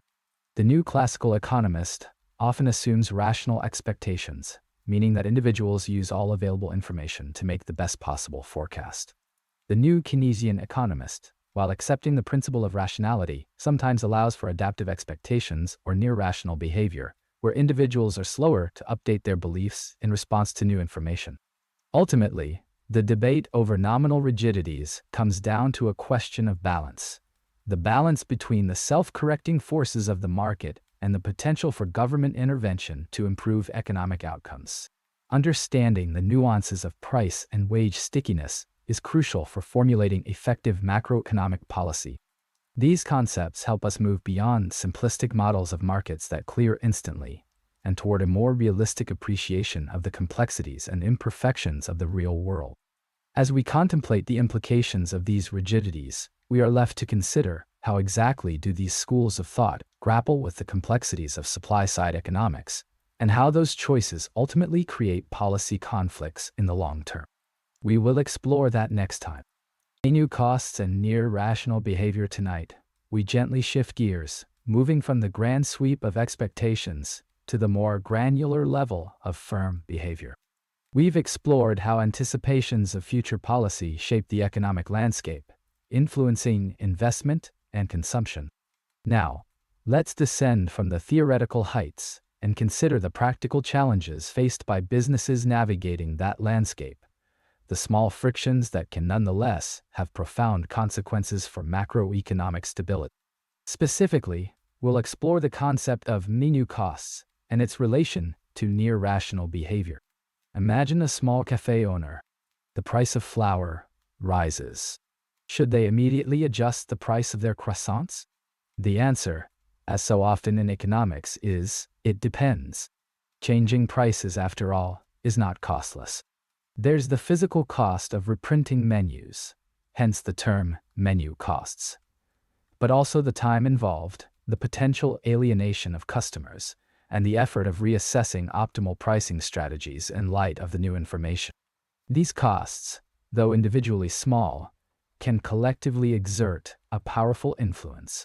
In the realm of perfect rationality, every price adjustment, however minor, should be made the moment marginal benefit exceeds marginal cost. This, in essence, is the assumption that underlies many classical models. However, new Keynesian economists argue that this depiction is unrealistic. Firms often operate under conditions of uncertainty and bounded rationality. They don't possess perfect information, nor do they have the cognitive capacity to instantly process all available data and make perfectly optimal decisions. Instead, they engage in near-rational behavior. Near-rational behavior suggests that firms are content to accept small deviations from the absolute optimum, particularly when the cost of achieving that optimum is high. Our cafe owner might, for instance, decide to absorb the increase in flour prices for a while, hoping it's temporary. They might fear that a price increase, even a small one, will drive customers away. This reluctance to adjust prices, even when faced with changing market conditions, is a key element in understanding the sticky prices and wages that lie at the heart of new Keynesian models. The implication for macroeconomic policy is significant. If prices are sticky, a change in aggregate demand, perhaps induced by expansionary monetary policy, will initially lead to a change in output rather than prices. In other words, the cafe owner, not raising the price, will sell more croissants. This contrasts sharply with the classical view, where prices are assumed to adjust rapidly, so that a change in aggregate demand primarily affects the price level, with little impact on real output. The New Keynesian perspective, therefore, provides a rationale for stabilization policies, aimed at smoothing out fluctuations in aggregate demand. The crucial point is that even small menu costs, when aggregated across the entire economy, can lead to significant macroeconomic effects. If many firms are hesitant to adjust prices, the overall price level will be slow to respond to changes in monetary or fiscal policy. This stickiness creates room for the policymaker to influence output and employment, at least in the short run. However, the story doesn't end there. The classical economist might argue that, in the long run, firms will eventually adjust their prices, regardless of the initial menu costs. Expectations, again, play a crucial role. If firms anticipate further increases in input costs, they may be more willing to raise prices sooner rather than later, mitigating the stickiness effect. The effectiveness of stabilization policies, therefore, depends crucially on how well they manage expectations. Furthermore, the magnitude of menu costs is not constant. Advances in technology, such as electronic price tags and automated pricing algorithms, have arguably reduced the costs of price adjustment in recent years. This raises the question of whether menu costs are still as relevant today as they were in the past. Are we moving towards a world of more flexible prices, where the classical intuition holds greater sway? And if so, what are the implications for the role of government intervention in the economy? These are questions that continue to occupy the minds of economists as we navigate the ever-evolving economic landscape. And naturally, the answers aren't always as easy to swallow as a warm croissant on a cold morning. Chapter 19: Coordination Failures and Multiple Equilibria. Welcome back. In our last exploration, we considered the intricate dance between individual rationality and aggregate outcomes.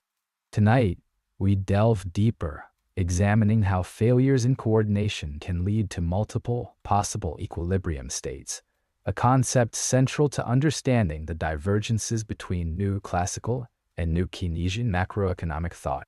Think of the economy as a vast, interconnected network, a complex system much like a flowing river.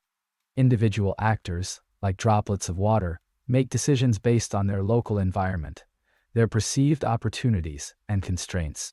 Ideally, these individual decisions would aggregate to a stable, efficient flow. But sometimes, the river encounters obstacles, creating eddies, whirlpools, and multiple possible channels for the water to follow. These represent coordination failures and multiple equilibria. New Classical economics, with its emphasis on rational expectations, generally posits a unique equilibrium. The classical economist believes that individuals, armed with all available information, will correctly anticipate future events and adjust their behavior accordingly. In this world, the river flows smoothly, guided by the invisible hand toward the optimal course. Any deviation from this optimal path is considered a temporary blip, quickly corrected by the self-adjusting mechanisms of the market. Consider, for example, a scenario where there's a temporary negative shock to aggregate demand. The classical economist would argue that rational agents, anticipating the shock's short-lived nature, will adjust their wages and prices accordingly. This would minimize the real effects of the shock, ensuring the economy swiftly returns to its long-run equilibrium. However, New Keynesian economics introduces the concept of frictions, sticky wages, sticky prices, imperfect information, which impede this smooth adjustment. These frictions act as rocks and debris in the riverbed, disrupting the flow and potentially creating multiple stable states. A coordination failure arises when individual actions, even if rational in isolation, lead to a suboptimal aggregate outcome because agents fail to coordinate on the best possible equilibrium. Imagine a situation where firms are hesitant to lower wages, fearing that it might damage employee morale and productivity. This wage stickiness, a friction, prevents the labor market from clearing efficiently during a recession. Consequently, unemployment remains higher than it would be in a perfectly flexible world, leading to a suboptimal equilibrium. This is one channel through which small shocks might have persistent large consequences. Moreover, expectations play a crucial role in determining which equilibrium prevails. If everyone expects the economy to recover quickly, investment and consumption will increase, validating those expectations and pushing the economy toward a high-output equilibrium. Conversely, if pessimism prevails, leading to decreased spending, the economy could be trapped in a low-output, low-employment equilibrium. This is where the role of the policymaker becomes critical. If the economy is stuck in a suboptimal equilibrium due to a coordination failure, government intervention might be necessary to nudge it toward a better state. For instance, stimulative fiscal policy can act as a catalyst, boosting aggregate demand and encouraging firms and consumers to coordinate on a higher output equilibrium. The New Keynesian perspective thus provides a rationale for active stabilization policy, arguing that the government can play a constructive role in guiding the economy toward a more desirable outcome. The classical economist, however, views such interventions with skepticism, fearing that they might distort market signals and ultimately lead to worse outcomes than if the economy were left to its own devices. The debate between these two schools of thought continues to shape macroeconomic policy today. Understanding the potential for coordination failures in multiple equilibria is essential for navigating the complexities of the modern economy. And as we move forward, considering the ever-evolving global landscape, we might ask ourselves, are the frictions that once defined coordination failures slowly dissolving? Or are new, unforeseen obstacles emerging to complicate the economic flow? Chapter 20. Efficiency, wages, and labor market frictions. Welcome back. We've painted broad strokes across the canvas of macroeconomic thought. Now, let us narrow our focus, delving into the nuances that separate the New Classical and New Keynesian schools. Specifically, we'll explore how they treat expectations, frictions within the labor market, and consequently, the role of policy. The divergence truly begins with expectations. The New Classical economist assumes rational expectations. Individuals, in this view, are miniature econometricians, constantly absorbing and processing information, forming forecasts that are, on average, correct. Any deviation from full employment is therefore seen as a voluntary response to incentives. For example, if wages are temporarily lower than expected, individuals may choose to supply less labor, not because they cannot find work, but because they choose not to. Contrast this with the New Keynesian perspective. Here, expectations are often described as sticky. Information doesn't disseminate instantaneously or perfectly. Individuals might rely on rules of thumb, be slow to update their beliefs, or simply lack the resources to constantly analyze economic data. This stickiness creates room for systematic errors in expectations, allowing aggregate demand shocks to have persistent effects on output and employment. But the debate doesn't end with expectations. The labor market, a central arena for this theoretical battle, is rarely the perfectly fluid mechanism envisioned by the classical economist. Frictions are everywhere. Job searches take time, skill mismatches exist, and contracts are often incomplete. One important friction is the idea of efficiency wages. This theory proposes that firms may find it profitable to pay wages above the market clearing level. Why? For several reasons. Higher wages can reduce worker turnover, increase effort, attract more skilled applicants, or foster a sense of loyalty that discourages shirking. In essence, by paying an efficiency wage, a firm increases its productivity, potentially offsetting the higher labor cost. If many firms adopt efficiency wages, a persistent pool of unemployed workers can emerge, not because these individuals are unwilling to work, but because the supply of jobs at the prevailing wage is insufficient. This creates what economists call involuntary unemployment, a cornerstone of the New Keynesian critique of the classical model. Another crucial friction lies in the realm of wage and price stickiness. The New Keynesian argues that wages and prices, for various institutional and behavioral reasons, do not adjust instantaneously to changes in demand. Labor contracts, for example, often fix wages for a certain period, limiting firms' ability to quickly lower wages in response to a negative demand shock. Similarly, firms may be reluctant to frequently change prices due to menu costs, reputational concerns, or coordination failures. The implications for policy are profound. The classical economist, believing in rational expectations and frictionless markets, generally advocates for limited government intervention.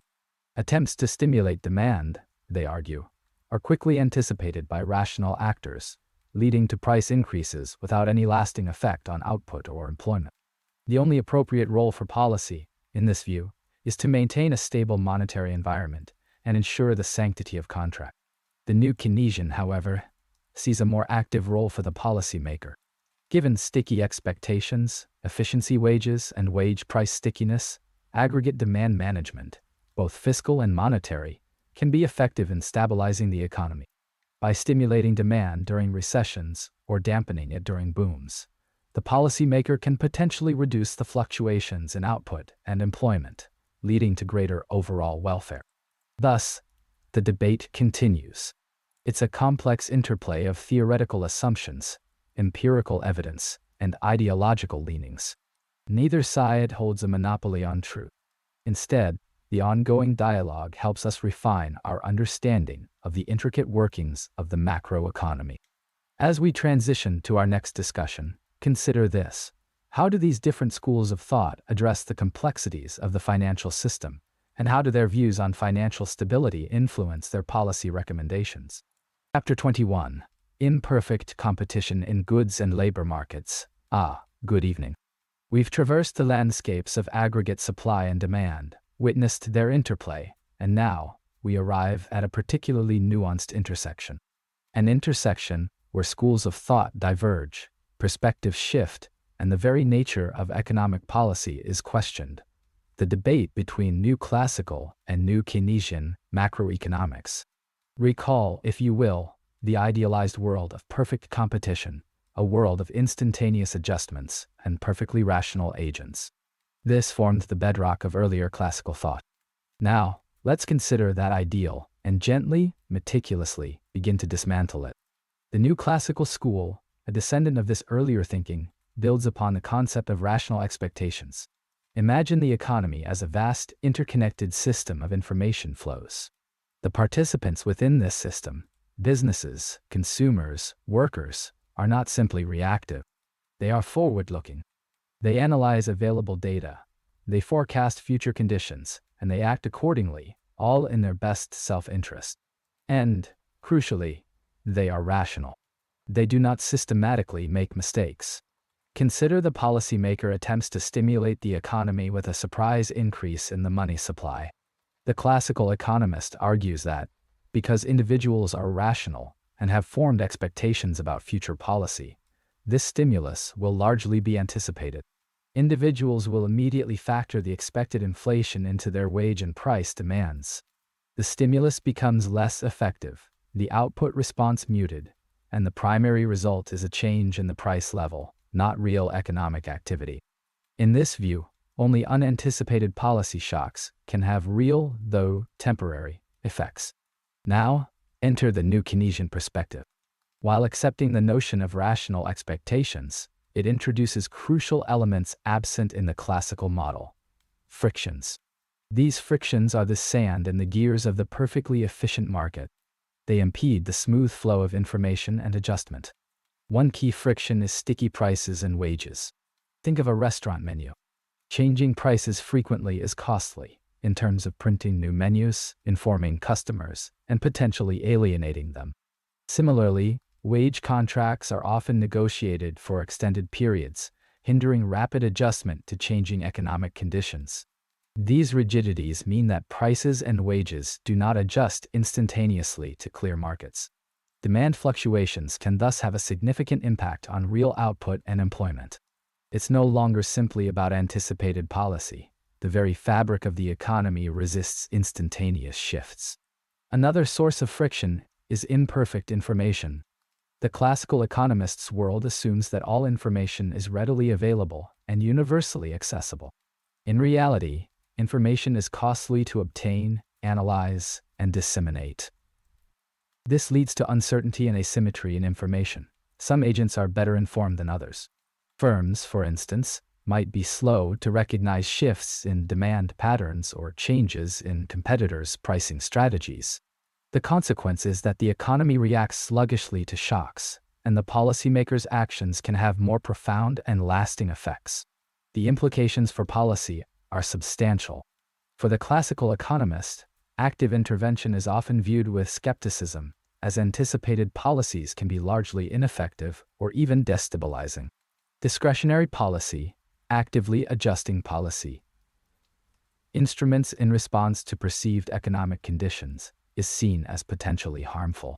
Rules-based policy, setting predetermined policy rules, is often favored for its predictability and stability. For the new Keynesian, on the other hand, the existence of frictions justifies a more active role for the policymaker.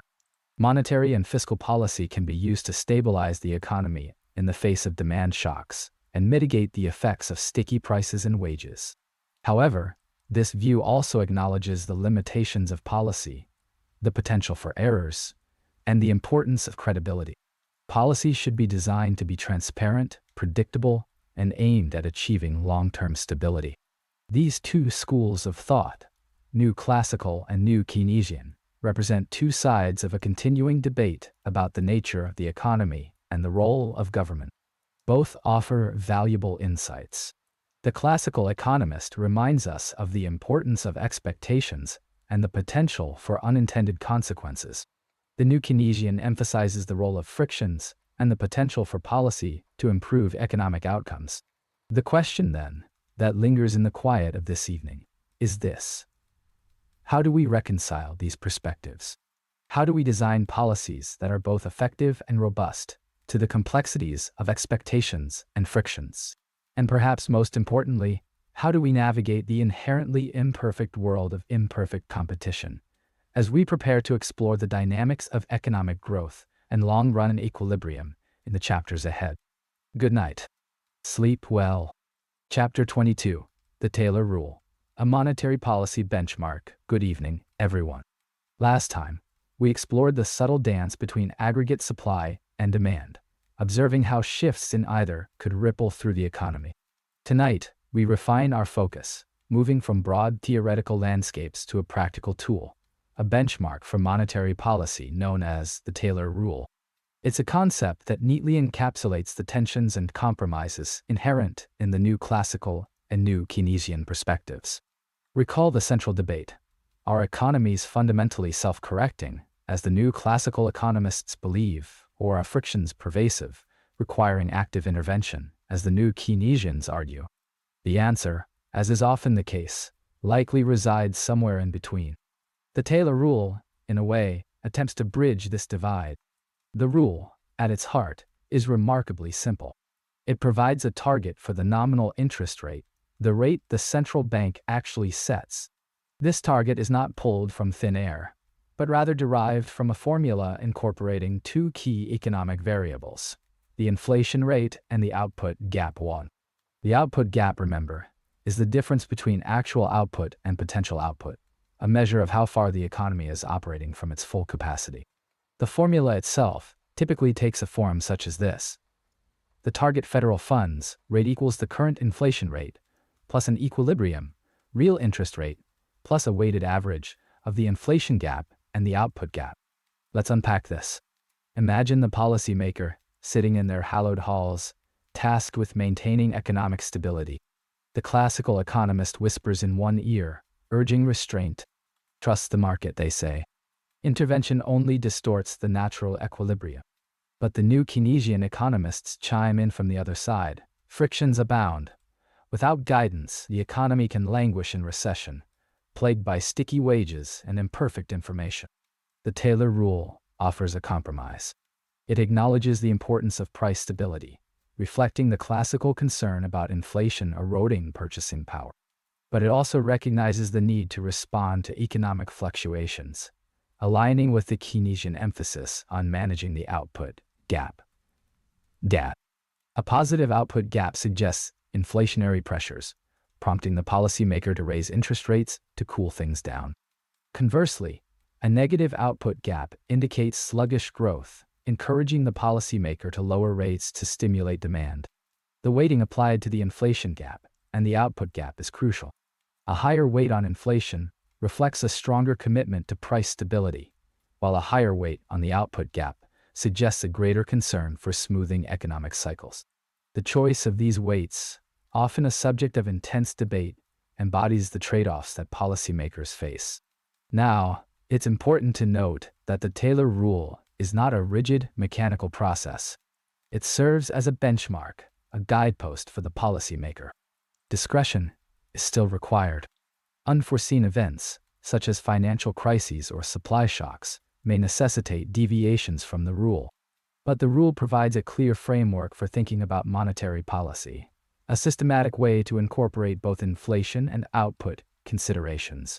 Consider a scenario where inflation suddenly rises above the central bank's target. The Taylor rule would suggest an increase in the target federal funds rate. This increase, in turn, would ripple through the economy, raising borrowing costs for businesses and consumers, dampening investment and consumption, and ultimately curbing inflationary pressures. The effectiveness of this transmission mechanism, however, depends on the expectations of economic agents. If businesses and consumers believe that the central bank is committed to its inflation target, they are more likely to adjust their behavior accordingly, making the policy more effective. However, the Taylor rule is not without its critics. Some argue that it oversimplifies the complexities of the economy, ignoring other important variables such as asset prices or exchange rates. Others contend that it can be destabilizing if applied too rigidly, particularly in the face of unexpected shocks. Still, it remains a valuable tool for understanding and evaluating monetary policy, a framework that has profoundly shaped the practice of central banking in recent decades.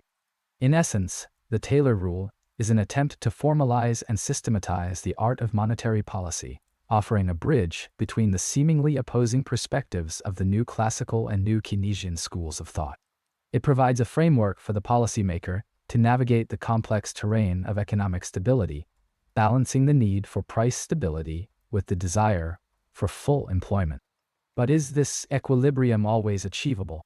What happens when fiscal policy interferes with the delicate dance of monetary adjustment? Perhaps that's a question to ponder as we drift towards our next exploration. Chapter 23. DSG Models with New Keynesian Features. Yes, welcome back. We were last discussing the elegant, almost idealized world of real business cycle models, a world where shocks to technology ripple through a frictionless economy, explaining much of the observed business cycle. Now, let's gently transition. Imagine a world where that smooth surface is ruffled, where imperfections and beliefs shape the economic landscape. We embark tonight on an exploration of dynamic stochastic general equilibrium, DSEG, models enriched with what we call New Keynesian features. At the heart of the difference between the New Classical and New Keynesian schools lies a subtle but profound disagreement about expectations, frictions, and the role of policy. Think of it as two rivers diverging, each carving its own path through the economic terrain. The New Classical approach, embodied in many real business cycle models, emphasizes rational expectations. Economic agents are assumed to be forward-looking, using all available information to make optimal decisions. They are, in essence, sophisticated forecasters, anticipating the consequences of policy and adjusting their behavior accordingly. In this world, government intervention, particularly monetary policy, often proves ineffective.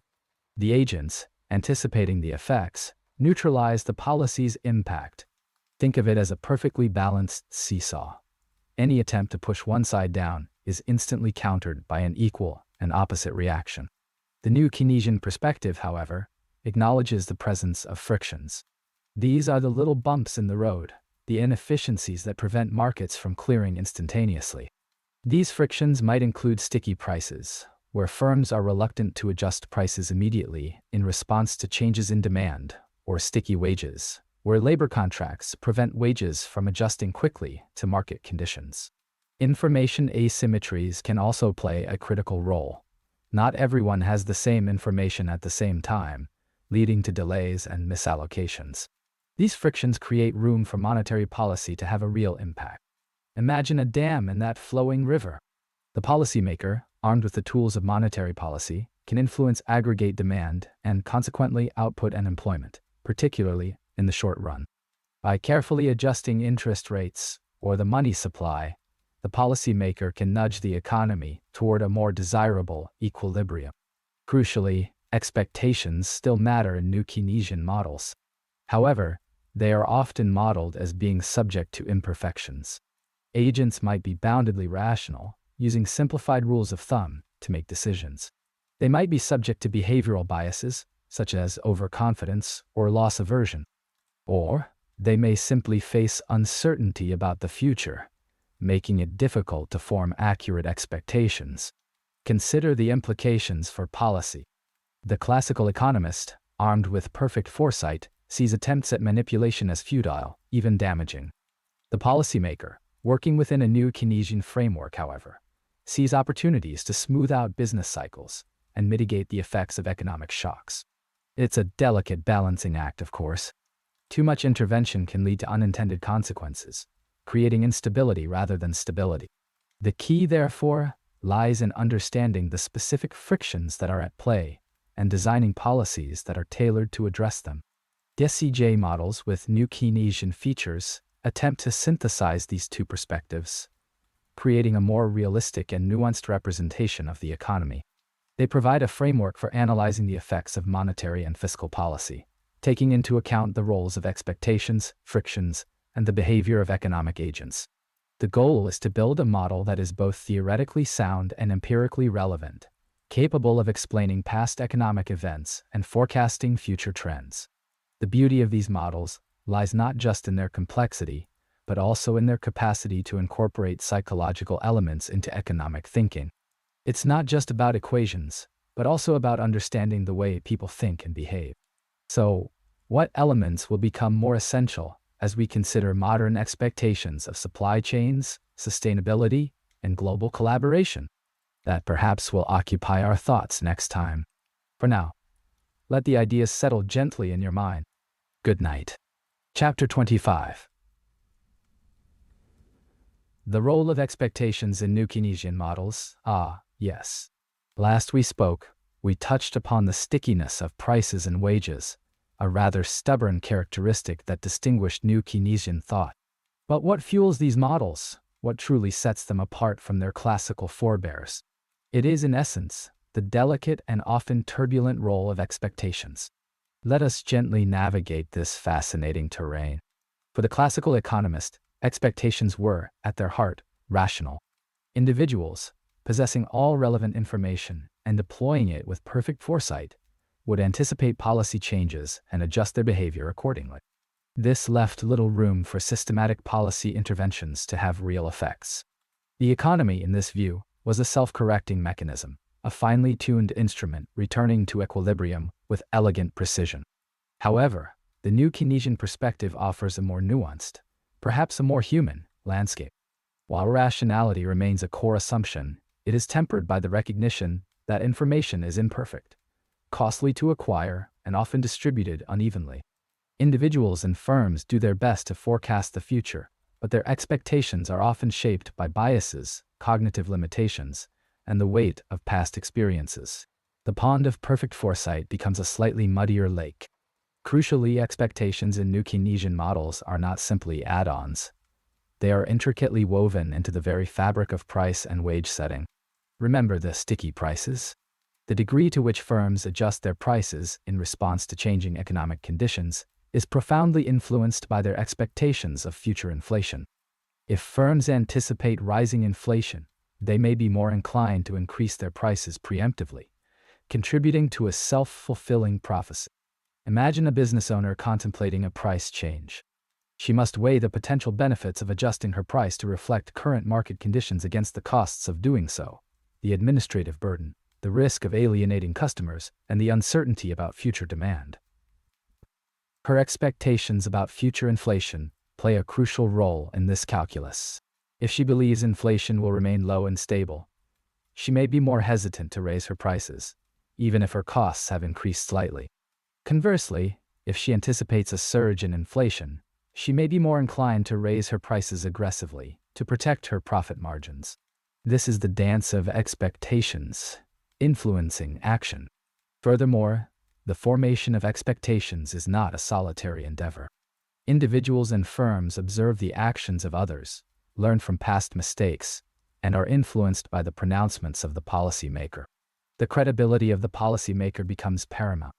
If economic actors trust the policymaker's commitment to price stability, they are more likely to form expectations consistent with that goal, reducing the need for aggressive monetary policy interventions. Trust is a currency, and expectations are its exchange rate. This brings us to the important concept of anchored expectations. When expectations are firmly anchored, individuals and firms are less likely to overreact to short-term economic fluctuations. They have confidence that the policymaker will act to maintain price stability, and they adjust their behavior accordingly. This makes it easier for the policymaker to manage inflation and stabilize the economy. Anchoring expectations is akin to stabilizing a compass. It provides a sense of direction in a volatile world. But what happens when expectations become unanchored? When individuals and firms lose faith in the policymaker's commitment to price stability, or when they are bombarded with conflicting signals about the future, their expectations can become erratic and unpredictable. This can lead to a volatile economy, with rapid swings in inflation and output. In such a scenario, even well-intentioned policy interventions can backfire, exacerbating the problem rather than solving it. The compass spins wildly, disorienting all. The new Keynesian framework thus emphasizes the importance of managing expectations. Effective communication, clear policy mandates, and a track record of credibility are essential for anchoring expectations and maintaining economic stability. It's a delicate balancing act, a continuous process of shaping and guiding the collective mindset. As we conclude, consider this. What happens when these rational expectations are combined with the assumption that some agents in the economy have noisy information, imperfect signals about the state of the world? How would such a combination reshape the role of policy and our understanding of economic fluctuations? A question, perhaps, for our next encounter. Chapter 26. Inflation Targeting. Anchoring Expectations and Central Bank Credibility. Welcome back. As we gently transition from the realm of rules versus discretion in monetary policy, let us now consider a specific manifestation of structured policy: inflation targeting. This approach, born from the intellectual ferment of the late 20th century, attempts to bridge the theoretical divides between the new classical and new Keynesian perspectives, specifically in how it addresses expectations, frictions, and the role of credible policy. At its heart, inflation targeting is a framework where a central bank announces an explicit numerical target for the inflation rate over a specific time horizon. This target acts as a nominal anchor, a fixed point around which economic agents can form their expectations. The new classical economist, with their emphasis on rational expectations, would argue that this clarity significantly reduces uncertainty. If economic actors believe the central bank will achieve the target, their wage and price-setting behavior will naturally align with that target, creating a self-fulfilling prophecy of stable inflation. The mere announcement can be a powerful tool. However, the world as we know is rarely so elegantly self-regulating. The new Keynesian economist highlights the presence of real-world frictions, sticky prices, imperfect information, and bounded rationality. These frictions mean that expectations, even if rationally formed, may not instantly translate into perfect price adjustment.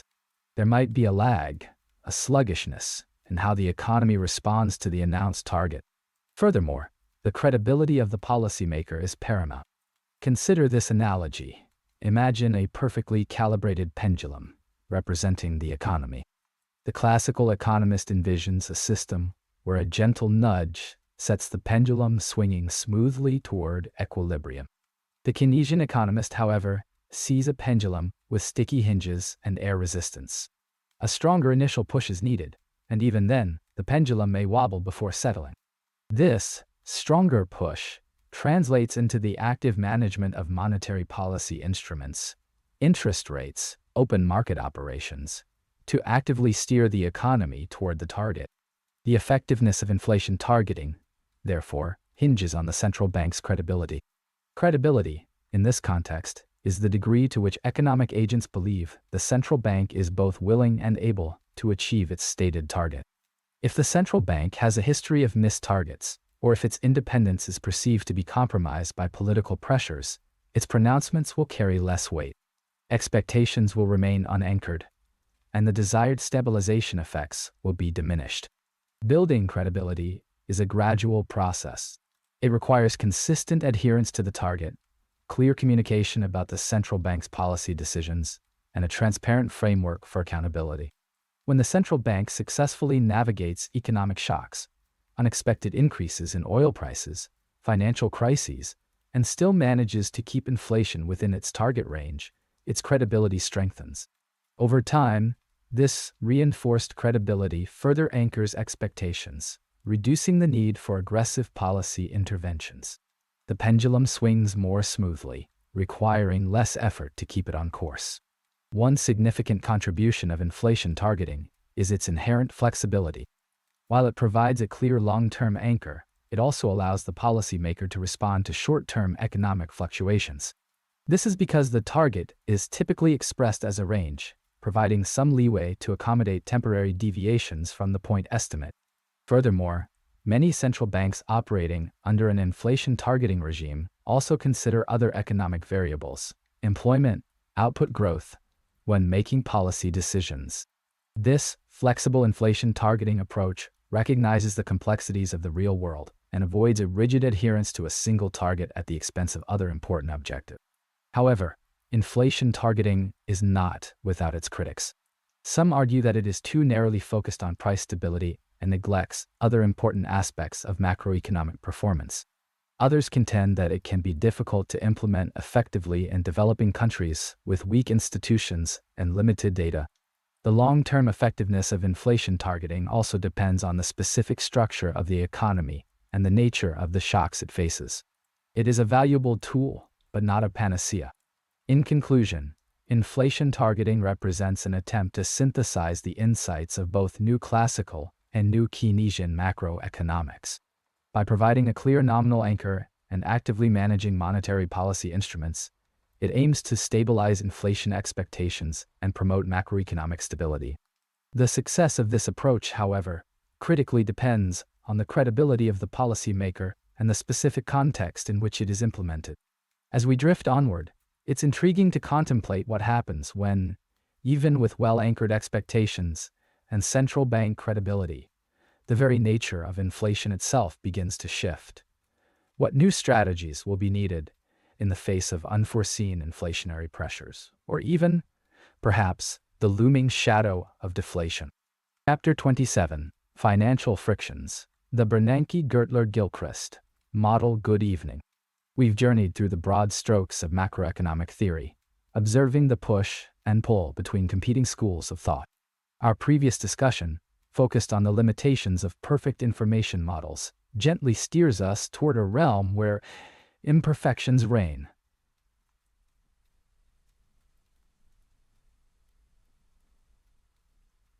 Specifically, the realm of financial frictions.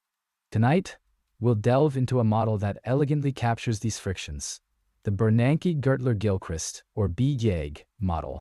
Think of the economy not as a perfectly oiled machine, but as a complex ecosystem, filled with interconnected elements and, importantly, sources of friction.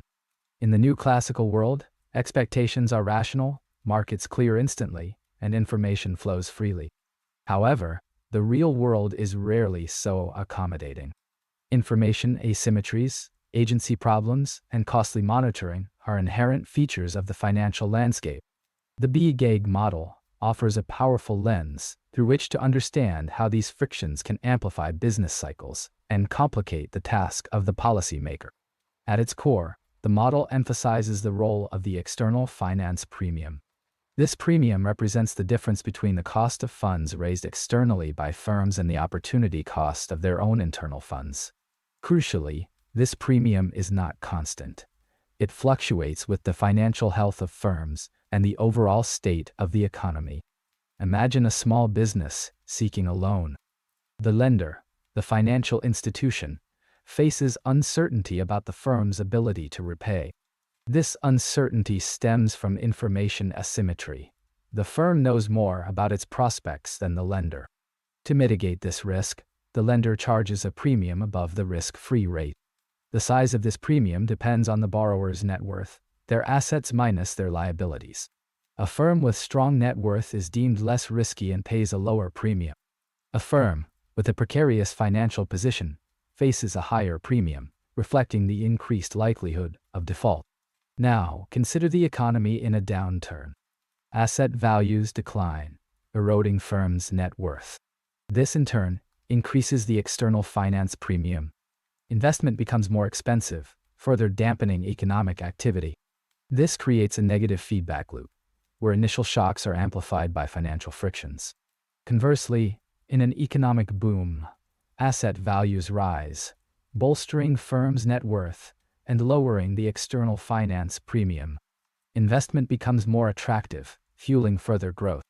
The BGEG model thus highlights how financial frictions can exacerbate both booms and busts, leading to greater macroeconomic volatility than would be predicted by models that assume perfect financial markets. How does this relate to the new classical and new Keynesian debate?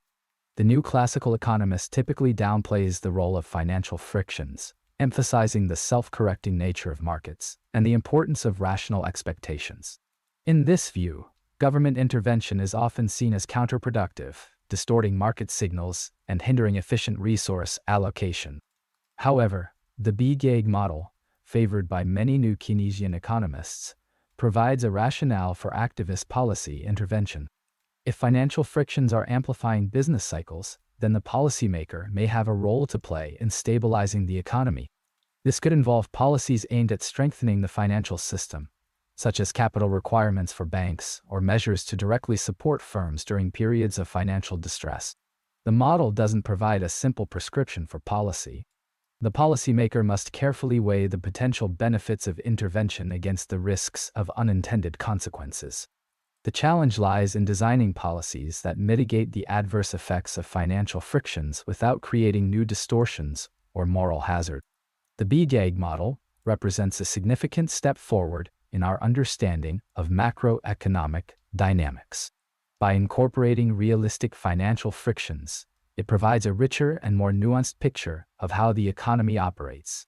It reminds us that the assumption of perfect markets is often a poor approximation of reality, and that understanding the complexities of the financial system is crucial for effective policymaking. It allows us to appreciate the delicate balance within our economic systems and the impact that even small perturbations can create. As we conclude, consider this. If financial frictions significantly shape the economic landscape, how might our understanding of long-term economic growth be altered? Perhaps our next exploration will be into the dynamics of economic growth itself. Chapter 29. The Zero Lower Bound. Challenges for Monetary Policy. Good evening. We concluded last time discussing the inherent complexities of balancing competing macroeconomic objectives: inflation, employment, and growth. Tonight, we delve into a situation where these complexities are amplified, a realm where traditional monetary policy tools seem to lose their grip: the zero lower bound. The zero lower bound, or ZLBAS, as it is sometimes termed, refers to the situation where a central bank's policy interest rate, typically the overnight lending rate, is at or near zero. Conventional economic wisdom suggests that lowering interest rates stimulates borrowing, investment, and consumption, thereby boosting aggregate demand. However, once rates approach zero, this mechanism falters. You simply cannot charge lenders to borrow money. To understand the implications of the ZLB, we must revisit the contrasting viewpoints of the new classical and new Keynesian schools of thought. Remember that the heart of this debate often revolves around the role of expectations and market frictions. The classical economist, subscribing to the rational expectations hypothesis, believes that economic agents, individuals, and firms make optimal decisions based on all available information, including expectations about future policy. In a world of perfectly flexible prices and wages, Any attempt by the policymaker to manipulate the economy through monetary policy is quickly anticipated and neutralized. If, for instance, the policymaker attempts to lower interest rates to stimulate demand, the classical economist anticipates the potential for future inflation and adjusts their behavior accordingly, demanding higher wages and prices to compensate. The intended stimulus is effectively nullified. It's a system constantly seeking equilibrium. Now, consider the new Keynesian perspective. This school acknowledges the importance of expectations, but also emphasizes the presence of market frictions, sticky prices, sticky wages, and imperfect information. These frictions prevent the instantaneous adjustment of prices and wages that the classical economist assumes. The new Keynesian economist accepts rational expectations as a baseline, but also injects a healthy dose of realism about the speed with which markets adapt. Prices and wages don't instantaneously jump to their equilibrium values. They adjust over time, leaving room for monetary policy to have a real impact, at least in the short run. At the ZLB, these differences become critically important. The classical economist might argue that forward guidance, communication by the central bank about its future intentions, is sufficient to influence expectations and stimulate the economy. If the policymaker credibly commits to keeping interest rates low for an extended period, even after the economy recovers, it can induce households and firms to increase their spending today, anticipating lower real interest rates in the future. The key here is credibility. The commitment must be believable. However, the new Keynesian economist would point out that the effectiveness of forward guidance is limited by the problem of credibility and by the fact that nominal interest rates cannot fall below zero. Even with a credible commitment to keep rates low, the perceived risk of future inflation might still be too low to induce significant spending, especially if individuals are pessimistic about the future. The frictions of information and market inertia impede the perfect calibration that pure rational expectations would suggest. This then leads to the exploration of unconventional monetary policies, often referred to as quantitative easing or asset purchases. These involve the central bank purchasing assets, typically government bonds, to inject liquidity into the financial system and lower longer-term interest rates. The goal is to lower the yield curve, to make it more attractive for businesses to invest and consumers to borrow. The classical economist might view QE as a signal of future inflation, potentially leading to higher inflation expectations. The new Keynesian economist might see QE as a way to overcome market segmentation and reduce term premia in bond yields, thereby stimulating aggregate demand. However, even here, the effects are uncertain and subject to debate. The effectiveness of QE depends on factors such as the credibility of the central bank, the state of the economy, and the behavior of financial institutions. The ZLB, therefore, represents a profound challenge for monetary policy. It forces the policymaker to rely on imperfect tools, forward guidance, and unconventional policies, in a world of imperfect information and market frictions. The contrasting views of the classical economist and the new Keynesian economist highlight the inherent difficulties in predicting the effects of these policies. It reminds us of the limits of our understanding of these complex systems. And perhaps this is the most valuable lesson of all. Thinking about the implications of this, what comes after the zero lower bound? What are the challenges presented when economies transition out of these extraordinary monetary conditions? This is a question we will begin to ponder next time. Until then, good night. Chapter 31. Fiscal Policy in a New Keynesian Framework. Effectiveness and Limitations. We've journeyed through the intricacies of monetary policy, observing its subtle dance with inflation and output. Now, let us turn our attention to its counterpart, fiscal policy. Specifically, we'll explore its effectiveness and limitations within the framework of New Keynesian economics, a school of thought that grapples with the legacies of both classical and Keynesian approaches. Recall the sharp divergence between the classical and Keynesian visions. The classical economist, confident in the self-correcting forces of the market, generally viewed fiscal intervention with skepticism. Prices and wages, they argued, would swiftly adjust to any disturbances, rendering government spending largely ineffective, perhaps even detrimental. Crowding out, the phenomenon of government borrowing pushing up interest rates and reducing private investment, loomed large in their calculations. The Keynesian revolution, of course, presented a starkly different perspective. During periods of economic downturn, particularly when interest rates were already low, the Keynesian economists advocated for active fiscal intervention. Government spending, they believed, could directly stimulate aggregate demand, jump-starting a sluggish economy and pulling it out of recession. Multiplier effects, where initial government spending generates further rounds of economic activity, amplified the impact. The new Keynesian framework attempts to bridge this divide. It accepts the core tenets of rational expectations, a cornerstone of the new classical approach, but also acknowledges the presence of real-world rigidities. These frictions, such as sticky prices and wages, imperfect competition, and information asymmetries, prevent the instantaneous adjustments envisioned by the classical economist. Within this context, fiscal policy gains a renewed, albeit nuanced, importance. Consider, for instance, a scenario where aggregate demand falters. If prices and wages are sticky, meaning they don't immediately fall in response to declining demand, then the economy may find itself stuck in a state of underemployment. In this situation, a well-timed fiscal stimulus, such as increased government spending or tax cuts, can push aggregate demand back towards its potential level, closing the output gap and reducing unemployment. The effectiveness of such a stimulus, however, is heavily dependent on several factors. First, the credibility of the policymaker plays a crucial role. If economic agents believe that the stimulus is temporary and will be followed by offsetting tax increases or spending cuts in the future, they may adjust their behavior accordingly, reducing the overall impact of the intervention. Ricardian equivalence, the idea that rational consumers will save any tax cut in anticipation of future tax increases, rears its head once more. Second, the design of the fiscal package matters immensely. Spending measures that directly increase aggregate demand, such as infrastructure projects or direct transfers to households, are likely to be more effective than tax cuts that may be saved rather than spent. Furthermore, the composition of government spending, whether it focuses on investment in productive assets or current consumption, will have long-term implications for economic growth. Third, the state of the economy at the time of the intervention is critical. If the economy is already operating near its potential, a fiscal stimulus may simply lead to inflation, with little or no increase in output.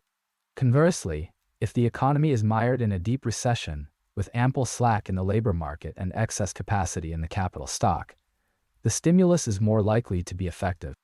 Of course, fiscal policy is not without its limitations. The time lag between the recognition of an economic problem, the implementation of a fiscal response, and the realization of its effects can be considerable. Furthermore, fiscal policy is often subject to political constraints, making it difficult to implement timely and effective measures. The policymaker must navigate a complex web of competing interests and political considerations. Moreover, the accumulation of government debt resulting from persistent fiscal deficits can have long-term consequences for the economy, potentially crowding out private investment, increasing interest rates, and creating future tax burdens. Prudent fiscal management, therefore, requires a careful balancing act between the short-term need for stimulus and the long-term sustainability of government finances. So, we see fiscal policy within the new Keynesian framework as a valuable, but imperfect, tool. Its effectiveness hinges on careful design, credible implementation, and a deep understanding of the prevailing economic condition. It's a delicate instrument, requiring a steady hand and a keen eye. But as our economic landscape evolves, we are left with a pertinent question. How will future waves of quantitative easing affect the dynamics of fiscal policy? Let us ponder this as we continue our explorations. The European debt crisis, sovereign risk, and macroeconomic stability. Good evening. Last time, we gently explored the architecture of monetary union, the common currency, and its implications for trade imbalances. Tonight, we turn our gaze to a different, yet related challenge, the European debt crisis. More specifically, we will examine this crisis through the lens of competing macroeconomic schools of thought. The new classical and new Keynesian perspectives focusing on the crucial roles of expectations, frictions, and, of course, the application, and often misapplication, of policy. The European debt crisis, a stark reminder of the delicate balance within an economic system, began to unfold in the wake of the 2008 financial crisis. Countries like Greece, Ireland, Portugal, Spain, and Italy, often collectively referred to as the periphery, found themselves struggling under the weight of unsustainable sovereign debt. But the roots of this crisis lay deeper, entwined with the fundamental assumptions we make about how economies function. This is where the new classical and new Keynesian schools offer distinct, and often conflicting, interpretations. The new classical school, building on the foundations of rational expectations, paints a picture of an economy populated by agents who efficiently process information and act in their own best interest. For the classical economist, markets clear quickly, prices are flexible, and government intervention is often seen as distorting rather than stabilizing. In this framework, the European debt crisis might be attributed to a lack of fiscal discipline in the periphery nations, coupled with the market's eventual recognition of this unsustainable trajectory. The rising interest rates demanded by lenders were simply a rational response to the increased risk of default. From a new classical perspective, the solution, if one could call it that, involves austerity measures, deep cuts in government spending, and reforms designed to improve competitiveness. The argument is that these measures, while painful in the short term, would restore confidence in the fiscal solvency of the affected nations, leading to lower borrowing costs and a return to sustainable growth. This school of thought emphasizes the importance of credibility. A credible commitment to fiscal discipline is paramount.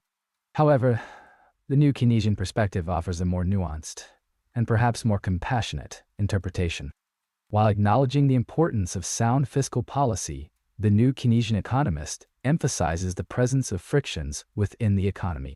These frictions can take many forms: sticky prices and wages, imperfect information, and coordination failures. These imperfections prevent markets from clearing instantaneously and can lead to prolonged periods of unemployment and economic stagnation. In the context of the European debt crisis, the new Keynesian economist might argue that austerity measures, implemented too aggressively, could actually exacerbate the crisis. By reducing government spending, they would further depress aggregate demand, leading to higher unemployment and lower tax revenues, a self-defeating cycle. Moreover, the fear of default, driven by negative expectations, could become a self-fulfilling prophecy, pushing the affected nations into deeper recession. The policy implications of these two perspectives are strikingly different. While the classical economist advocates for minimal government intervention and a focus on long-term fiscal discipline, the new Keynesian economist might support temporary fiscal stimulus to boost demand and prevent a downward spiral. This could involve government spending on infrastructure projects or targeted tax cuts designed to stimulate consumption. The key, from a new Keynesian perspective, is to manage expectations and prevent the emergence of a self-fulfilling crisis. The European Central Bank, as the policymaker in this drama, found itself navigating these conflicting perspectives. Its response, initially hesitant, gradually evolved to include measures aimed at both restoring fiscal discipline and providing liquidity to the affected nations. The outright monetary transactions program, for instance, represented a significant step towards addressing the crisis by providing a backstop to sovereign debt markets. This intervention, however, was contingent on countries adhering to strict fiscal conditions, reflecting a compromise between the classical and Keynesian viewpoint. The experience of the European debt crisis highlighted the limitations of both the new classical and new Keynesian models. The crisis demonstrated the power of expectations in shaping economic outcomes, as well as the importance of addressing frictions and coordination failure. Ultimately, the crisis forced policymakers to grapple with the complex interplay between sovereign risk, macroeconomic stability, and the inherent imperfections of economic models. As the dust settled, and as Europe slowly recovered, a question lingered. What new paradigms of policy and economic understanding would rise from the ashes of the crisis? As we transition into new economic territory, the intellectual debates continue, providing the groundwork for tomorrow's solutions. Good night. Chapter 33. Heterogeneous Agent Models. Inequality and Macroeconomic Outcomes. Good evening. We've previously considered aggregate models, idealized representations of the entire economy as a single, unified entity. Tonight, we delve into a more nuanced perspective: heterogeneous agent models. These models acknowledge the inherent differences between individuals and firms, recognizing that inequality plays a crucial role in shaping macroeconomic outcomes. We will explore how these variations challenge the assumptions underpinning both new classical and new Keynesian macroeconomic frameworks, particularly regarding expectations, frictions, and the efficacy of policy. The bedrock of much macroeconomic thought rests on the idea of representative agents. This convenient simplification assumes everyone responds to economic stimuli in roughly the same way. However, the reality is far more complex. Some individuals have ample savings, others are deeply in debt. Some face secure employment, others precarious contracts.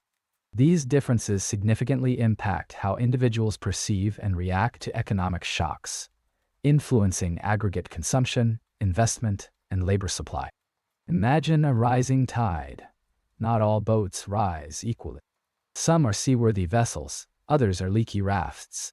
Consider the formation of expectations. In new classical models, rational expectations reign supreme. Individuals are assumed to possess perfect knowledge of the economy's structure and future policies. They instantly adjust their behavior to optimize their outcomes, rendering many policy interventions ineffective. The policymaker announces a tax cut. The classical economist, anticipating future tax increases to offset the deficit, saves the extra income, negating the intended stimulus. This is a world of frictionless information flow and instantaneous adjustment, a perfectly oiled machine. New Keynesian models, on the other hand, introduce frictions. Sticky prices and wages prevent instantaneous adjustment to shocks. Information is imperfect and costly to acquire.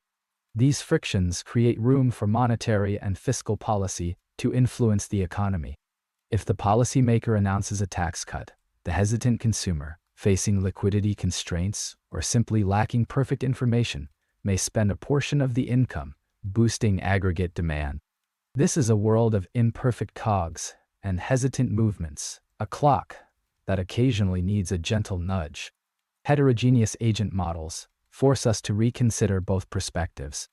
When individuals face vastly different circumstances, the aggregate response becomes more complex and less predictable. A tax cut disproportionately benefiting the wealthy may have a smaller impact on aggregate demand than a similar cut targeted at low-income individuals with higher propensities to consume. Expectations are also filtered through the lens of individual circumstances. The anxious debtor might react very differently to a policy announcement compared to the secure investor. Moreover, heterogeneous agent models highlight the distributional consequences of macroeconomic policies.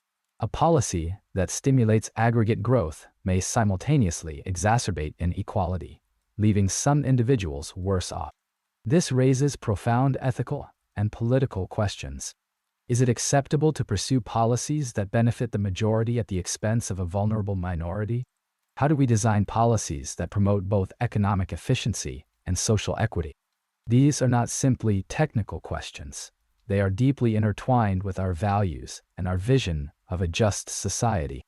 The incorporation of heterogeneous agents fundamentally alters our understanding of macroeconomic dynamics.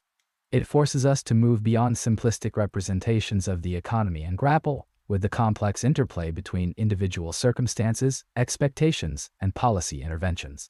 It acknowledges that the economy is not a homogeneous fluid, but rather a complex ecosystem with diverse inhabitants, each with their own unique needs and vulnerabilities. As we move forward, we must ask ourselves, how can we refine our models to better capture the distributional consequences of macroeconomic policy? What new data do we need to understand the impact of inequality on economic growth and stability? The exploration continues. Chapter 34. Behavioral Economics and Macroeconomics. Incorporating Psychological Insights. Good evening. If you recall our last discussion, we touched upon the limitations of purely rational models in explaining economic behavior at the individual level.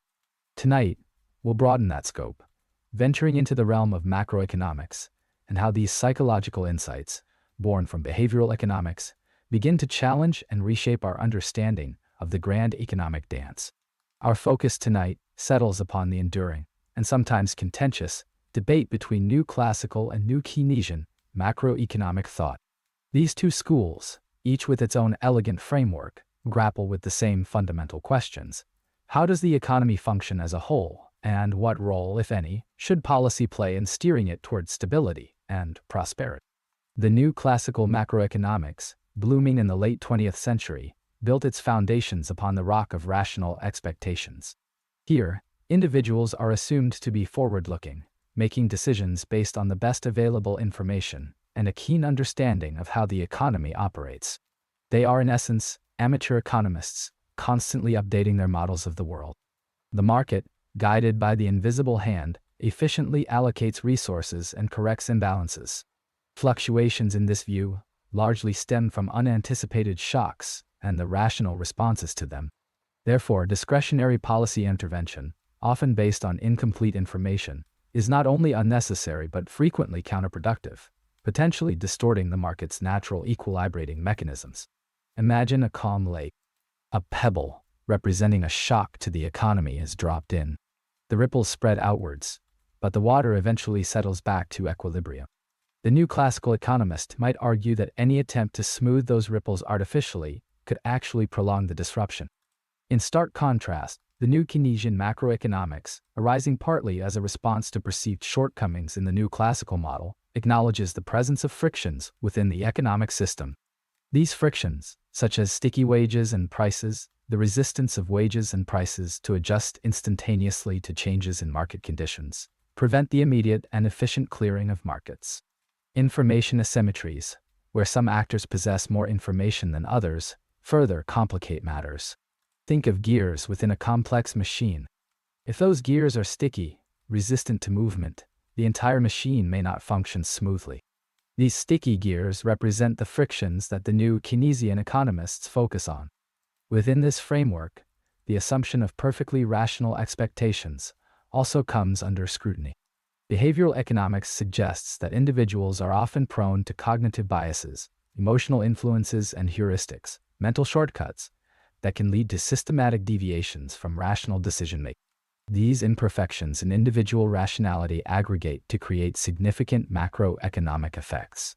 The collective behavior of the economic machine is not always perfectly rational. Consider, for instance, the phenomenon of animal spirits, a concept popularized by Keynes.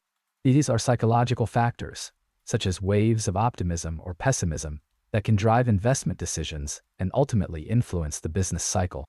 A policymaker, operating within a New Keynesian framework, might therefore see a role for active intervention to counteract these irrational waves, smoothing out the business cycle and mitigating the impact of recession. This intervention could take the form of monetary policy, such as adjusting interest rates to stimulate or cool down the economy, or fiscal policy, such as government spending and taxation. The aim is not to eliminate fluctuations entirely, but rather to dampen their amplitude, preventing the economy from veering too far from its potential. However, the debate continues.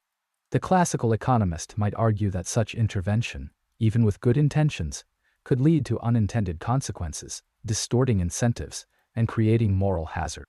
The effectiveness of policy hinges critically on its credibility and the expectations it generates. If individuals anticipate that a policy is unsustainable or will be reversed in the future, they may adjust their behavior in ways that undermine its intended effects. The interplay between expectations, frictions, and policy is at the heart of this debate. As behavioral economics increasingly informs our understanding of human behavior, it pushes us to refine our macroeconomic models, incorporating the complexities and nuances of real-world decision-making.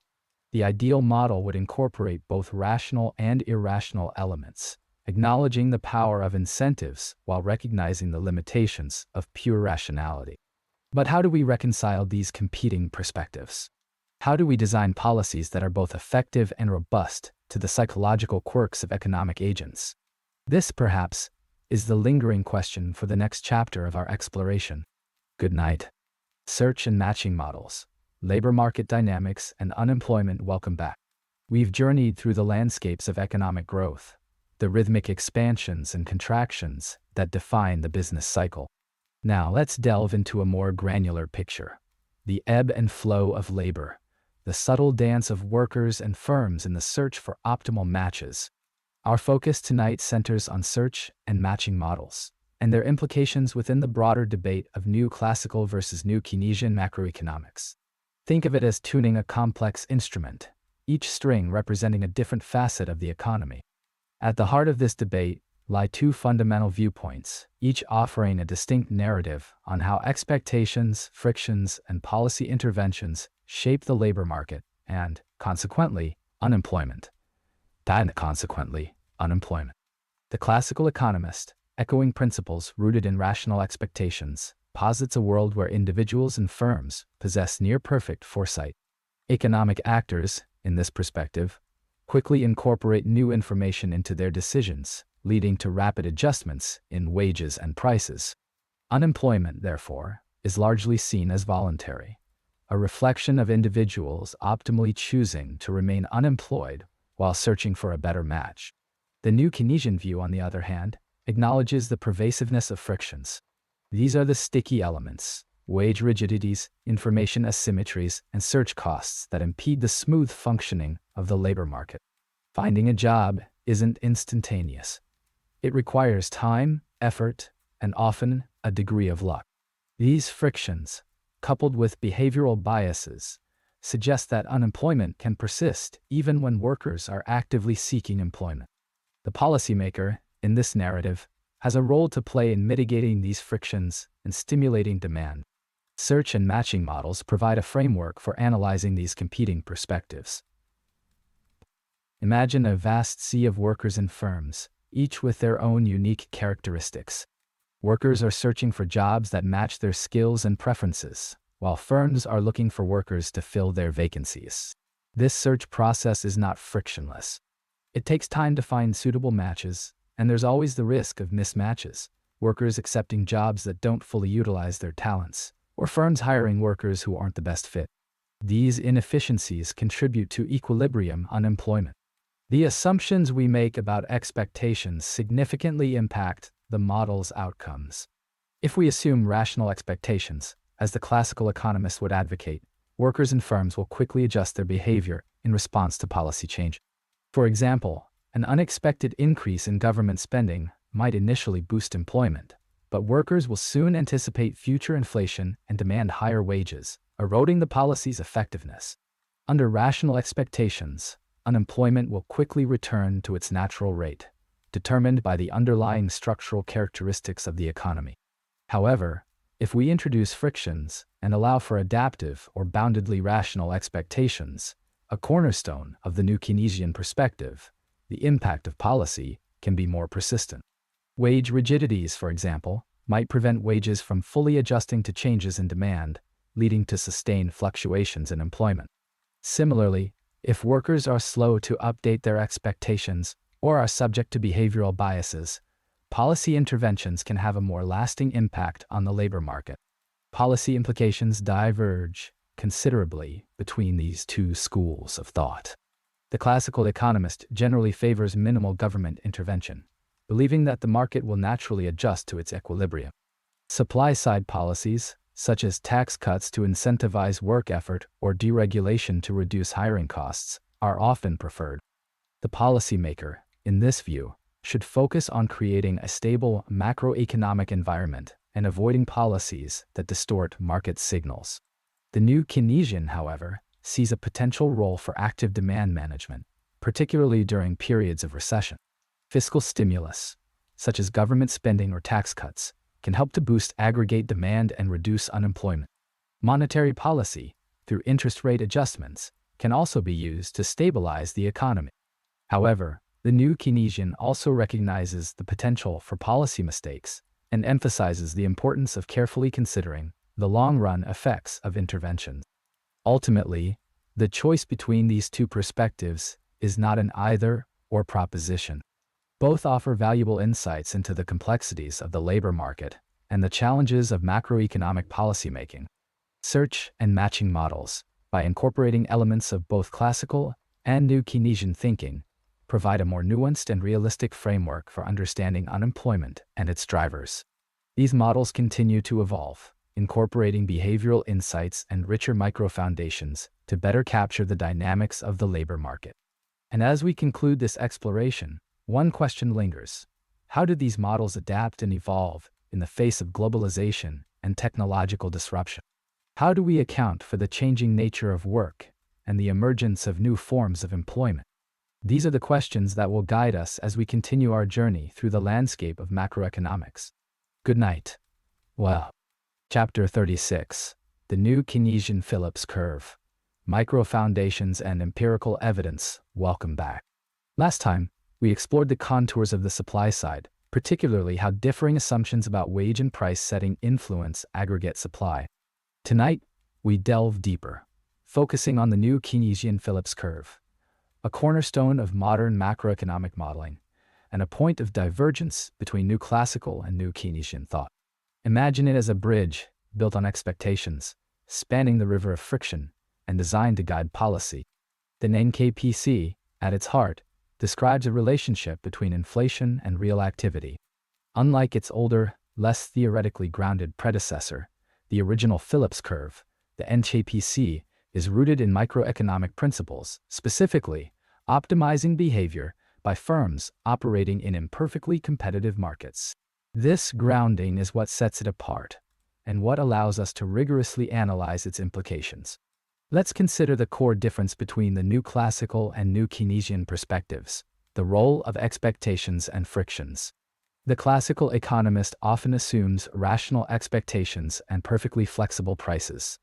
Information is disseminated quickly, and markets clear instantaneously. In this world, systematic monetary policy has limited real effects. Agents anticipate policy changes and adjust their behavior accordingly. The new Keynesian economist, on the other hand, acknowledges the presence of nominal rigidities, prices and wages that are sticky, that don't adjust immediately to changes in demand or supply. These rigidities can arise from various sources: menu costs, staggered price setting, or wage contracts that are negotiated in advance. Crucially, these frictions give monetary policy a lever to influence real economic activity, at least in the short run. Think of a slow-moving wheel that can be guided. The NKPC embodies this. It suggests that current inflation depends not only on current real activity, but also on expected future inflation. Why? Because firms setting prices today will consider what they expect other firms to do in the future, as well as the state of the economy. The equation itself, while appearing intimidating, is quite intuitive. It usually takes the form where y is current inflation, EB is expectations of future inflation, yo is the output gap, beta is a discount factor. E is a parameter that captures the sensitivity of inflation to the output gap. This parameter crucially depends on the degree of price stickiness. Notice the beauty here. Inflation today is influenced by what we think will happen tomorrow. This highlights the crucial role of credibility for the policymaker. If the policymaker can credibly commit to maintaining low inflation, then expected inflation will be low, and actual inflation will be low. A lack of credibility, however, can lead to a self-fulfilling prophecy of high inflation. Consider it a carefully balanced scale, sensitive to perception. But how do we know if the NKPC is a good representation of reality? This is where empirical evidence comes in. Estimating the NKPC is challenging. Expectations are not directly observable, and the output gap is often difficult to measure accurately. Econometricians employ various techniques, such as using survey data on inflation expectations or employing structural models to infer the parameters of the NKPC from observed macroeconomic data. Wow. Data results have been mixed. Some studies find strong support for the NKPC, while others are more skeptical. One criticism is that the NKPC, in its simplest form, struggles to explain the observed persistence of inflation, the tendency for inflation to remain high for extended periods. To address this, researchers have extended the NKPC to include backward-looking components, such as lagged inflation, or to incorporate other factors that might influence price-setting behavior, such as supply shocks. Ultimately, the NKPC remains a vital tool for understanding the dynamics of inflation and the effects of monetary policy. It provides a framework for analyzing the trade-offs that the policymaker faces and for designing policies that can help to stabilize the economy. However, its success hinges on carefully considering the micro-foundations, acknowledging the complexities of expectations formation, and being mindful of the limitations of empirical estimation. So, as we drift towards the end of our time together, consider this. How might we further refine the NKPC to better account for the heterogeneity of firms and consumers in the economy? And how will this refined understanding shape the next generation of macroeconomic models? Chapter 37. The Fiscal Theory of the Price Level. An alternative view of inflation. Good evening, everyone. Last time, we delved into the intricacies of monetary policy rules and their effectiveness, particularly within the framework of dynamic stochastic general equilibrium models. Tonight, we shift our gaze slightly, contemplating an alternative perspective on inflation, one that elevates the role of fiscal policy to center stage. We'll be exploring the fiscal theory of the price level, or FTEPL, and its implications for our understanding of macroeconomic equilibrium. For many years, the dominant narrative, largely influenced by both new Classical and New Keynesian schools, attributed inflation primarily to monetary policy. The central bank, in this view, held the reins, managing the money supply and interest rates to steer the economy towards price stability. Expectations, of course, played a crucial role. Expectations of future inflation influenced current wage and price setting, thereby affecting the actual path of inflation. Both schools grappled with the challenge of managing these expectations, albeit with differing degrees of emphasis on the rationality and speed of adjustment. Frictions, too, entered the picture: sticky prices, sticky wages, and imperfect information, further complicating the policymaker's task. But what if this narrative, so heavily weighted towards monetary control, is incomplete? The fiscal theory of the price level presents a radical proposition: that inflation can be driven not just by monetary policy, but by the government's fiscal stance. The core idea rests on the government's intertemporal budget constraint. This constraint simply states that the present value of government debt must be equal to the present value of future primary surpluses. Think of it as a balance sheet, ensuring that the government eventually pays its bills. Now, here's where the FTL diverges dramatically. The conventional view assumes that the government will, without fail, adjust future surpluses to ensure this constraint holds, no matter what the level of outstanding debt. The FTL, however, suggests that this assumption may not always be valid. Imagine a scenario where the government's commitment to future surpluses is weak, perhaps due to political gridlock, unsustainable spending commitments, or simply a lack of credibility. In this case, if the current level of government debt exceeds what private agents believe will be backed by future surpluses, an imbalance arises. This imbalance can only be resolved through an adjustment in the price level. Think of it as a pressure valve. If the debt is too high relative to expected future surpluses, the price level must rise to erode the real value of the debt. This is inflation, but driven not by excess money supply, but by fiscal policy's inability to credibly promise future austerity. The key difference between the FTL and the more conventional views lies in the active versus passive roles of monetary and fiscal policy. In the traditional model, monetary policy is active, setting interest rates to achieve its inflation target, while fiscal policy is passive, adjusting surpluses to ensure debt sustainability. The FTL, in contrast, posits a scenario where fiscal policy is active, pursuing its own objectives, while monetary policy becomes passive, accommodating the fiscal stance to maintain price stability. This accommodation might involve adjusting the money supply to validate the price level implied by fiscal policy. The implications of the FTL are profound. It suggests that controlling inflation may not always be solely the central bank's responsibility. Fiscal discipline becomes paramount. A government that consistently runs large deficits without a credible plan for future surpluses risks fueling inflation, even if the central bank attempts to tighten monetary policy. It also highlights the importance of credibility. A government's commitment to fiscal responsibility must be strong and believable for the FTL's inflationary pressures to be avoided. The FTL, however, is not without its critics. One common critique centers on the empirical evidence. It can be challenging to disentangle the effects of monetary and fiscal policy on inflation in the real world. Another challenge lies in identifying when fiscal policy is truly active and monetary policy passive. The world is rarely so neatly compartmentalized. Despite these challenges, the fiscal theory of the price level offers a valuable alternative lens through which to view inflation. It reminds us that monetary policy does not operate in a vacuum, and that the government's fiscal choices can have significant implications for price stability. It encourages us to think more broadly about the interplay between monetary and fiscal forces, and to consider the potential for fiscal dominance, a situation where fiscal policy dictates the overall macroeconomic outcome. As we consider the evolving landscape of economic thought, we'll need to contemplate the limitations of both conventional monetary narratives and the newer fiscal perspectives. How can we better integrate these insights to build more robust and comprehensive models of inflation? That's a question we'll grapple with as we move forward. Good night. Chapter 38. Agent-Based Modeling, Simulating Complex Macroeconomic Systems. Welcome back. Last time, we explored the elegant, if somewhat idealized, world of dynamic stochastic general equilibrium models.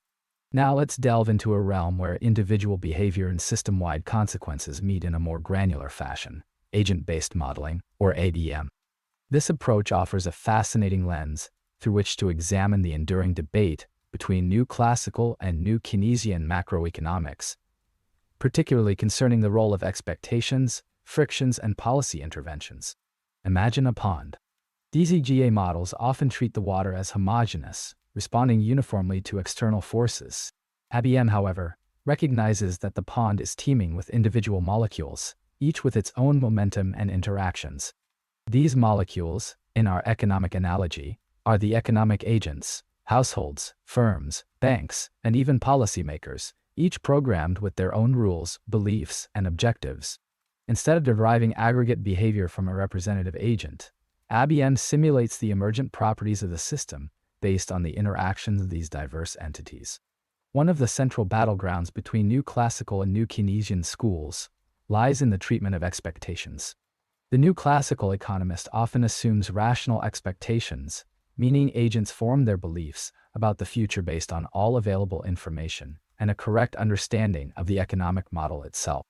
They are, in essence, highly sophisticated forecasters. In an ABM context, this translates to agents constantly updating their beliefs based on observed data and, perhaps, even engaging in complex Bayesian inference to anticipate future events. However, such perfect foresight is often criticized as unrealistic. The new Keynesian economist, on the other hand, emphasizes the role of bounded rationality, information frictions, and behavioral biases.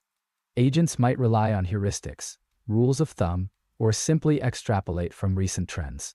They may not have access to all relevant information, or they might be slow to update their beliefs in response to new data. Within an ABM framework, we can explicitly model these limitations, allowing agents to learn and adapt their behavior in response to experience, but not necessarily achieving the perfect omniscience of rational expectations. These differences in the treatment of expectations have profound implications for the effectiveness of policy interventions. The classical economist, armed with the assumption of rational expectations, often argues that discretionary policy is largely ineffective or even counterproductive. Agents, anticipating the policy's effects, will adjust their behavior accordingly, neutralizing its intended impact. This is the essence of the Lucas critique, a cornerstone of new classical thought. In an ABM, this might manifest as agents front-running policy announcements, eroding their intended stimulative effect. The New Keynesian economist, however, emphasizes the importance of sticky prices and wages, imperfect competition, and coordination failures. These frictions prevent markets from clearing instantaneously, creating opportunities for government intervention to stabilize the economy. An IBM can capture these frictions by, for instance, modeling firms that adjust prices only periodically, or workers who are locked into long-term contracts. In such a setting, policy interventions can have a more significant and persistent impact, helping to coordinate expectations and move the economy towards a more desirable equilibrium. Agent-based modeling allows us to experiment with different policy rules and institutional designs, observing how they affect the stability and performance of the economy. We can, for example, simulate the effects of different monetary policy rules, such as inflation targeting or nominal GDP targeting, under various assumptions about agent behavior and market frictions. The policymaker can then use these simulations to gain insights into the potential trade-offs and unintended consequences of different policy choices. Furthermore, IBM can incorporate network effects and social interactions, which are often absent in more traditional macroeconomic models. The spread of information, the formation of opinions, and the emergence of herding behavior can all be explicitly modeled, allowing us to explore the role of social psychology in shaping macroeconomic outcomes. For example, we might simulate how contagion spreads through the financial system, or how sentiment drives asset price bubbles. While IBM offers a powerful tool for understanding complex macroeconomic systems, it is not without its limitations. The results of IBM simulations are often sensitive to the specific assumptions made about agent behavior and model parameters. Calibration and validation can be challenging, and it can be difficult to generalize the results to other contexts. Nevertheless, IBM provides a valuable complement to traditional macroeconomic modeling, offering a more nuanced and realistic representation of the economic world. So, as we begin to consider the dynamics within the agent-based simulations, ponder this. How can we truly represent the unpredictable nature of human decision-making within the confines of a programmed agent? What other dimensions of the economic reality need to be considered in modeling for realistic predictions? These questions will guide our continued exploration of the ever-evolving landscape of macroeconomic modeling. Chapter 39. Learning and Adaptive Expectations. Departing from Rationality. Yes. We've spent considerable time exploring the elegant architecture of rational expectations, a cornerstone of new classical macroeconomic thought. We built models where economic actors, imbued with near-perfect foresight, reacted to policy changes with optimal precision. But tonight, we gently begin to dismantle that very edifice, not out of iconoclasm, but out of a yearning for greater realism.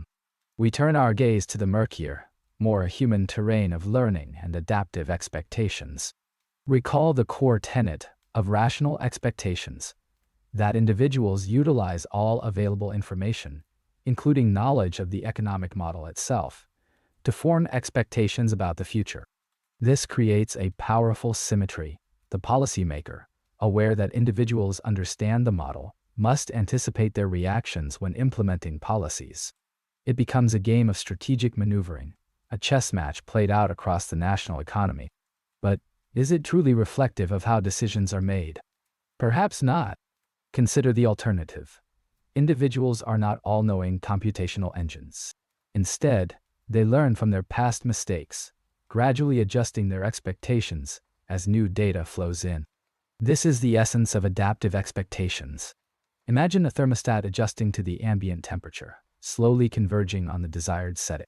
People, businesses, and markets all operate similarly, adjusting to the circumstances and reacting to policy shifts by making smaller course corrections as they learn and observe.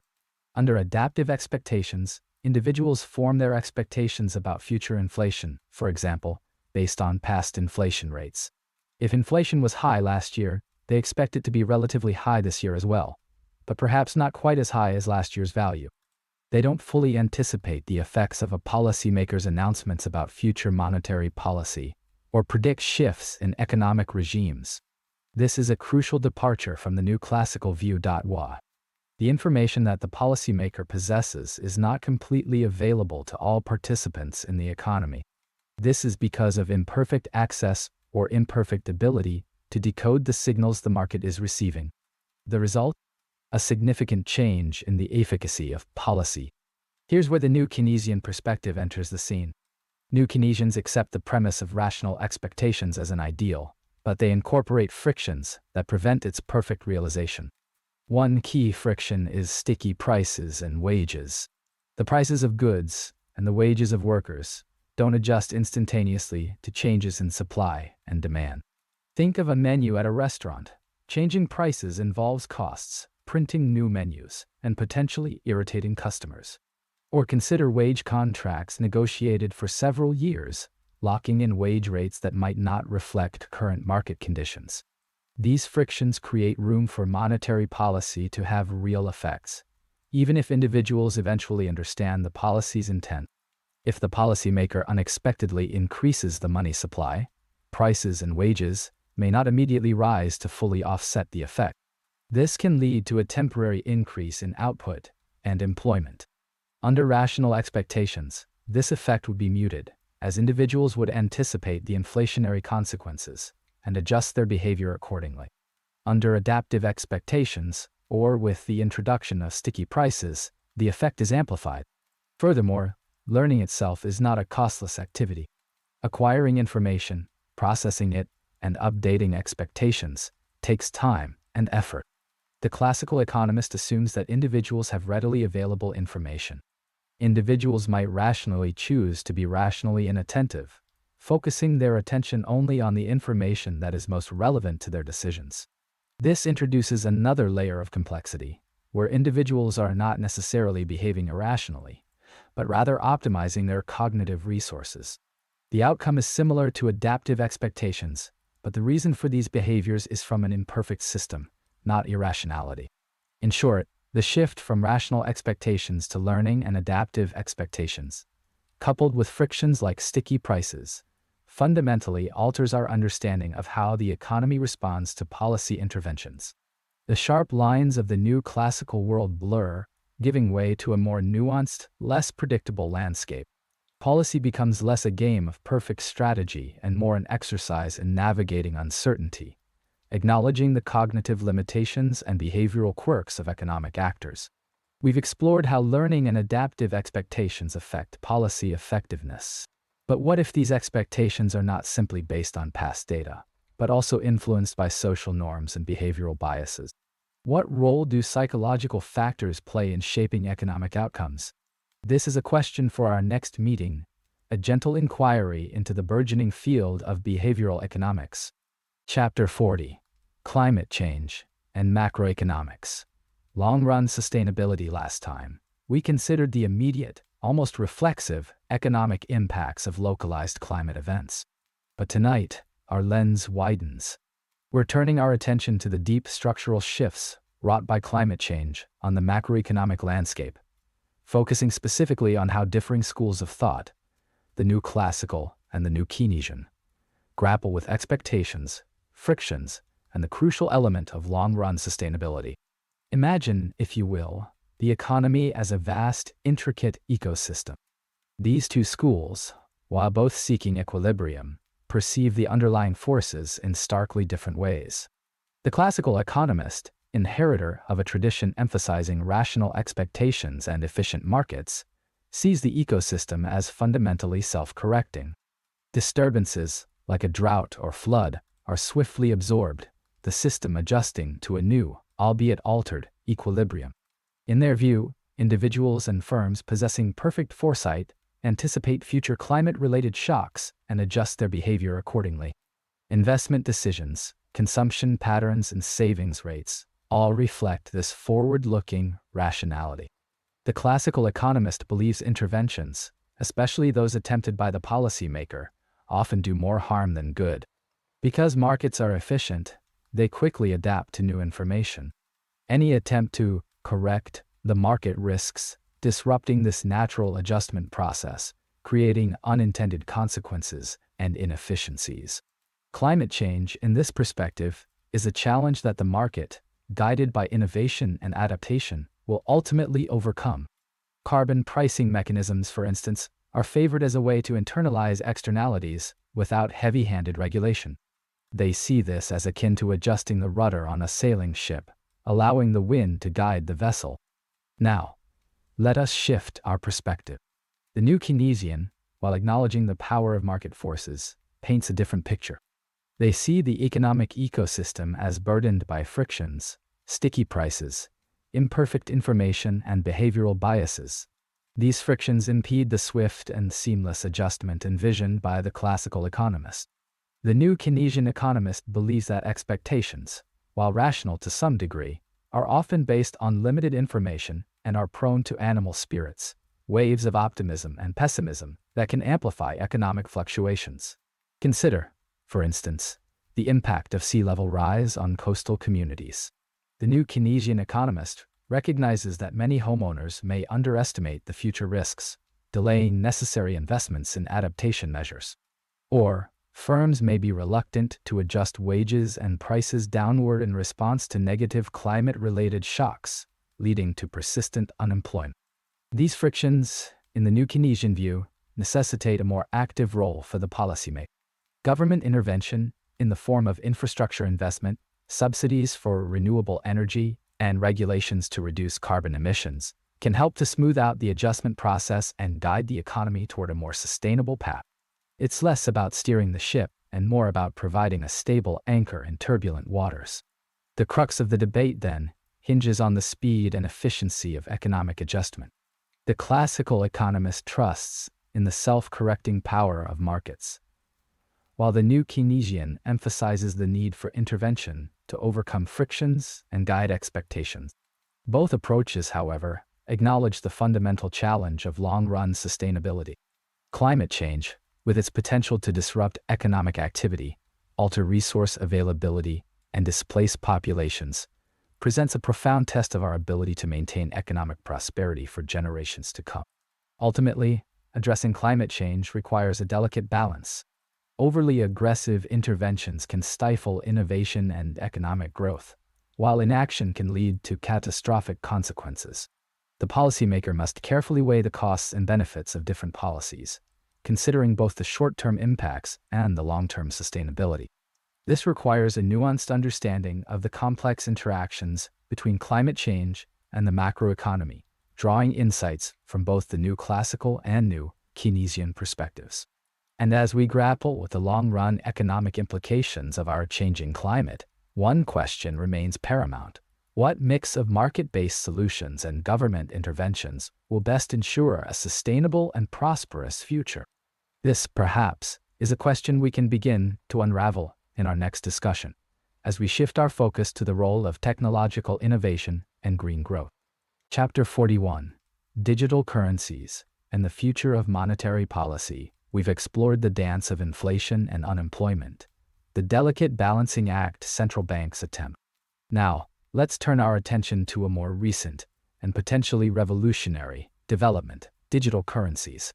Their emergence forces us to revisit some fundamental questions about monetary policy, particularly the long-standing debate between new classical and new Keynesian macroeconomic thought.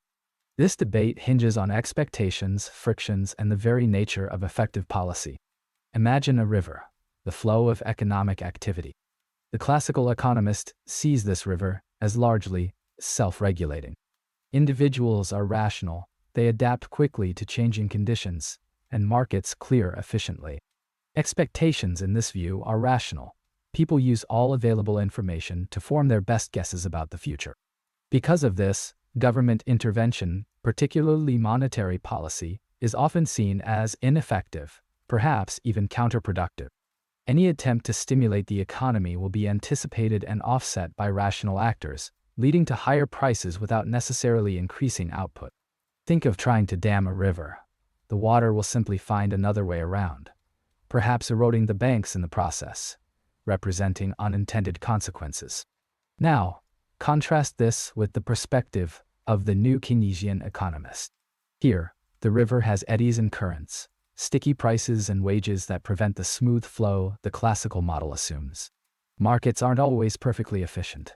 Information isn't always readily available.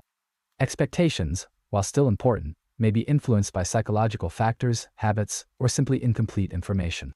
These economists recognize that prices and wages don't adjust instantaneously, creating opportunities for monetary policy to have a real impact on the economy, especially in the short run. Monetary policy becomes a tool, like building canals and locks to smooth the river's flow and prevent disruptive floods. The crucial difference lies in how each school of thought views frictions. For the classical economist, frictions are minimal, easily overcome by the forces of supply and demand. For the new Keynesian economist, frictions are significant, creating space for policy interventions to improve economic outcomes. Let's consider the implications for digital currencies. From a classical perspective, if a central bank issues a digital currency, its impact will be minimal, provided individuals continue to form rational expectations. People will simply integrate the new currency into their existing economic calculations. The policymakers' attempts to control the money supply will be anticipated, and the effects will be primarily nominal, influencing prices, but not necessarily output or employment. The digital currency becomes simply another form of money, readily absorbed into the existing financial ecosystem. However, a new Keynesian analysis suggests a potentially more significant impact. If the digital currency reduces transaction costs, increases financial inclusion, or allows for more targeted policy interventions, it could have real effects on aggregate demand and economic activity. Imagine a digital currency designed with built-in features that automatically stimulate spending during economic downturn. This is where the conversation around central bank digital currencies gets particularly interesting. Consider this. If a CBDC allows for negative interest rates to be applied to individual accounts, a measure previously impractical with physical cash, the policymaker gains a new, powerful tool for stimulating demand. However, this also raises significant questions about privacy, government control, and the potential for unintended consequences. The river can be redirected, but with what unforeseen effects on the surrounding landscape? The debate over expectations and frictions is not merely an academic exercise. It has profound implications for how we design and regulate digital currencies. If we believe individuals are rational and markets are efficient, we should embrace a minimalist approach, allowing digital currencies to evolve organically. If, however, we believe frictions are significant and expectations are often biased, a more interventionist approach may be warranted, shaping digital currencies to promote specific policy goals. Ultimately, the future of monetary policy in a world of digital currencies hinges on our understanding of these fundamental macroeconomic principles. The question remains, as technology evolves and financial landscapes shift, are we moving closer to the efficient, self-regulating river envisioned by the classical economist? Or do persistent frictions and behavioral biases necessitate the active management championed by the new Keynesian economist? Perhaps the truth lies somewhere in between, a constantly evolving synthesis. And if that's the case, how do we navigate the complexities of a world where the very nature of money is being redefined? Chapter 44. The debate continues. New Classical versus New Keynesian in the 21st Century. Good evening. In our previous discourse, we explored the rise of rational expectations, a concept that fundamentally reshaped macroeconomic thought. Now, we turn to the enduring debate it ignited, the ongoing tension between new classical and new Keynesian perspectives, a conversation that continues to shape economic policy in the 21st century. Imagine it as a slow, steady stream, carving its path through the landscape of economic understanding. At the heart of this debate lies the question of how expectations, frictions, and policy interact to determine macroeconomic outcomes. The new classical school, building upon the foundation of rational expectations, envisioned a world where individuals and firms efficiently process information. They react to price signals, instantaneously adjusting their behavior to optimize their outcomes. This, in their view, leads to rapid market clearing and a self-correcting economy. Monetary policy, particularly if anticipated, becomes largely ineffective in influencing real variables like output and employment. The focus shifts towards maintaining stable prices and ensuring long-term growth through supply-side reforms. Imagine a perfectly balanced scale. Any attempt to shift it artificially will only result in a temporary imbalance, quickly corrected by the market's inherent forces. New Keynesians, while accepting the importance of rational expectations, argue that various frictions prevent the immediate adjustment envisioned by the new classical school. These frictions include sticky prices, sticky wages, and imperfect information. These imperfections, they argue, create a world where markets do not clear instantaneously. Imagine pebbles in a smoothly flowing stream, creating eddies and slowing the current. These frictions, though seemingly small individually, can have significant macroeconomic consequences. Sticky prices, for instance, arise because firms often hesitate to change their prices in response to small fluctuations in demand. The cost of repricing, the potential for losing customers, and the desire to maintain stable relationships all contribute to this stickiness. Similarly, sticky wages reflect the contractual arrangements between workers and firms, the costs of renegotiation, and the potential for strikes or lockouts. Because of these sticky elements, unanticipated changes in aggregate demand can have real effects on output and employment, at least in the short run. This is where the role of policy becomes crucial. The new Keynesian perspective opens the door for stabilization policy. The policymaker, armed with an understanding of these frictions, can use monetary and fiscal policy to smooth out fluctuations in aggregate demand. Lowering interest rates during a recession, for example, can stimulate investment and consumption, mitigating the downturn's severity. Fiscal stimulus, through government spending or tax cuts, can provide a direct boost to aggregate demand, helping to close the output gap. However, this active role for policy is not without its challenges. The policymaker must be mindful of the potential for lags in policy implementation, the difficulty of accurately forecasting economic conditions, and the risk of unintended consequences. Overzealous intervention can lead to inflation or even exacerbate the business cycle. The goal is not to eliminate all fluctuations, but rather to dampen their amplitude, providing a more stable and predictable economic environment. Therefore, the debate between the new classical and new Keynesian schools is not a simple matter of right versus wrong. It is a nuanced discussion about the relative importance of different assumptions and the appropriate role for government intervention. Both perspectives offer valuable insights into the workings of the economy. The classical economist reminds us of the power of market forces and the importance of maintaining a stable and predictable policy environment. The Keynesian economist highlights the potential for market failures and the role of policy in mitigating those failures. In the 21st century, this debate continues to evolve, incorporating new developments in behavioral economics, network theory, and global finance. The rise of globalization, the increasing complexity of financial markets, and the prevalence of behavioral biases all present new challenges for both schools of thought. As we navigate this ever-changing landscape, one question lingers. How will these new realities reshape the contours of this enduring debate? And what new perspectives will emerge to guide economic policy in the years to come? This is a thought to carry with you as you drift off. Conclusion: the future of macroeconomics. Bridging the divide? Welcome back, friends. We've journeyed through a landscape of models, assumptions, and sometimes stark disagreement. From the micro-foundations that sought to ground macro and individual behavior, to the complexities of real-world economies, we've explored the central tension between new classical and new Keynesian thought. We leave behind the trenches of specific model analysis now, turning instead to the horizon, the future of macroeconomic thought. The question that lingers: can these seemingly disparate schools of thought ever truly reconcile? Can we bridge this divide? The heart of the divergence, as we've observed, stems from differing views on expectations, frictions, and the appropriate role of policy. The classical economist, championing rational expectations, often sees the economy as self-correcting, a finely tuned machine that, when left undisturbed, tends towards its natural equilibrium. Intervention, they argue, is more likely to introduce distortions and inefficiencies than to offer genuine improvement. Conversely, the new Keynesian perspective acknowledges the presence of significant frictions, sticky prices, imperfect information, and coordination failures. These imperfections, they contend, prevent the economy from rapidly adjusting to shocks.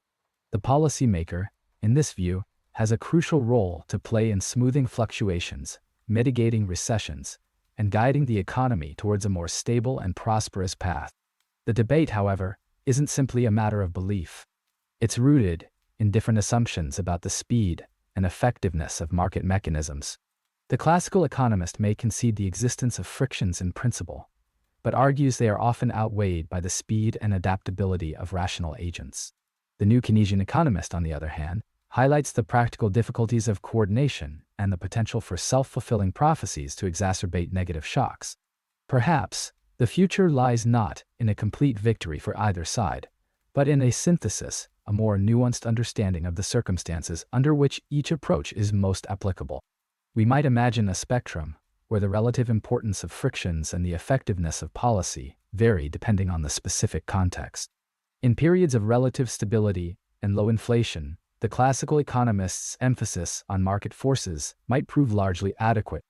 But during times of crisis, when uncertainty is high and confidence is fragile, the New Keynesian economist's call for active intervention might be essential to prevent a downward spiral. Indeed, recent developments in macroeconomic research suggest a growing convergence of ideas. Behavioral economics, for example, is offering insights into the ways in which cognitive biases and psychological factors can influence economic decisions, providing a richer understanding of the origins of market imperfections. Network theory is helping us to analyze how interconnectedness and information flows can affect the propagation of shocks throughout the economy, potentially amplifying or mitigating their impact.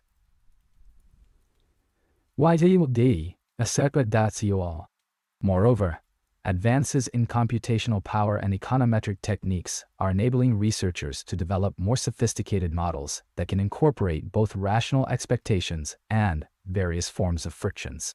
These models, often referred to as dynamic stochastic general equilibrium models, are becoming increasingly popular among policymakers and academics alike.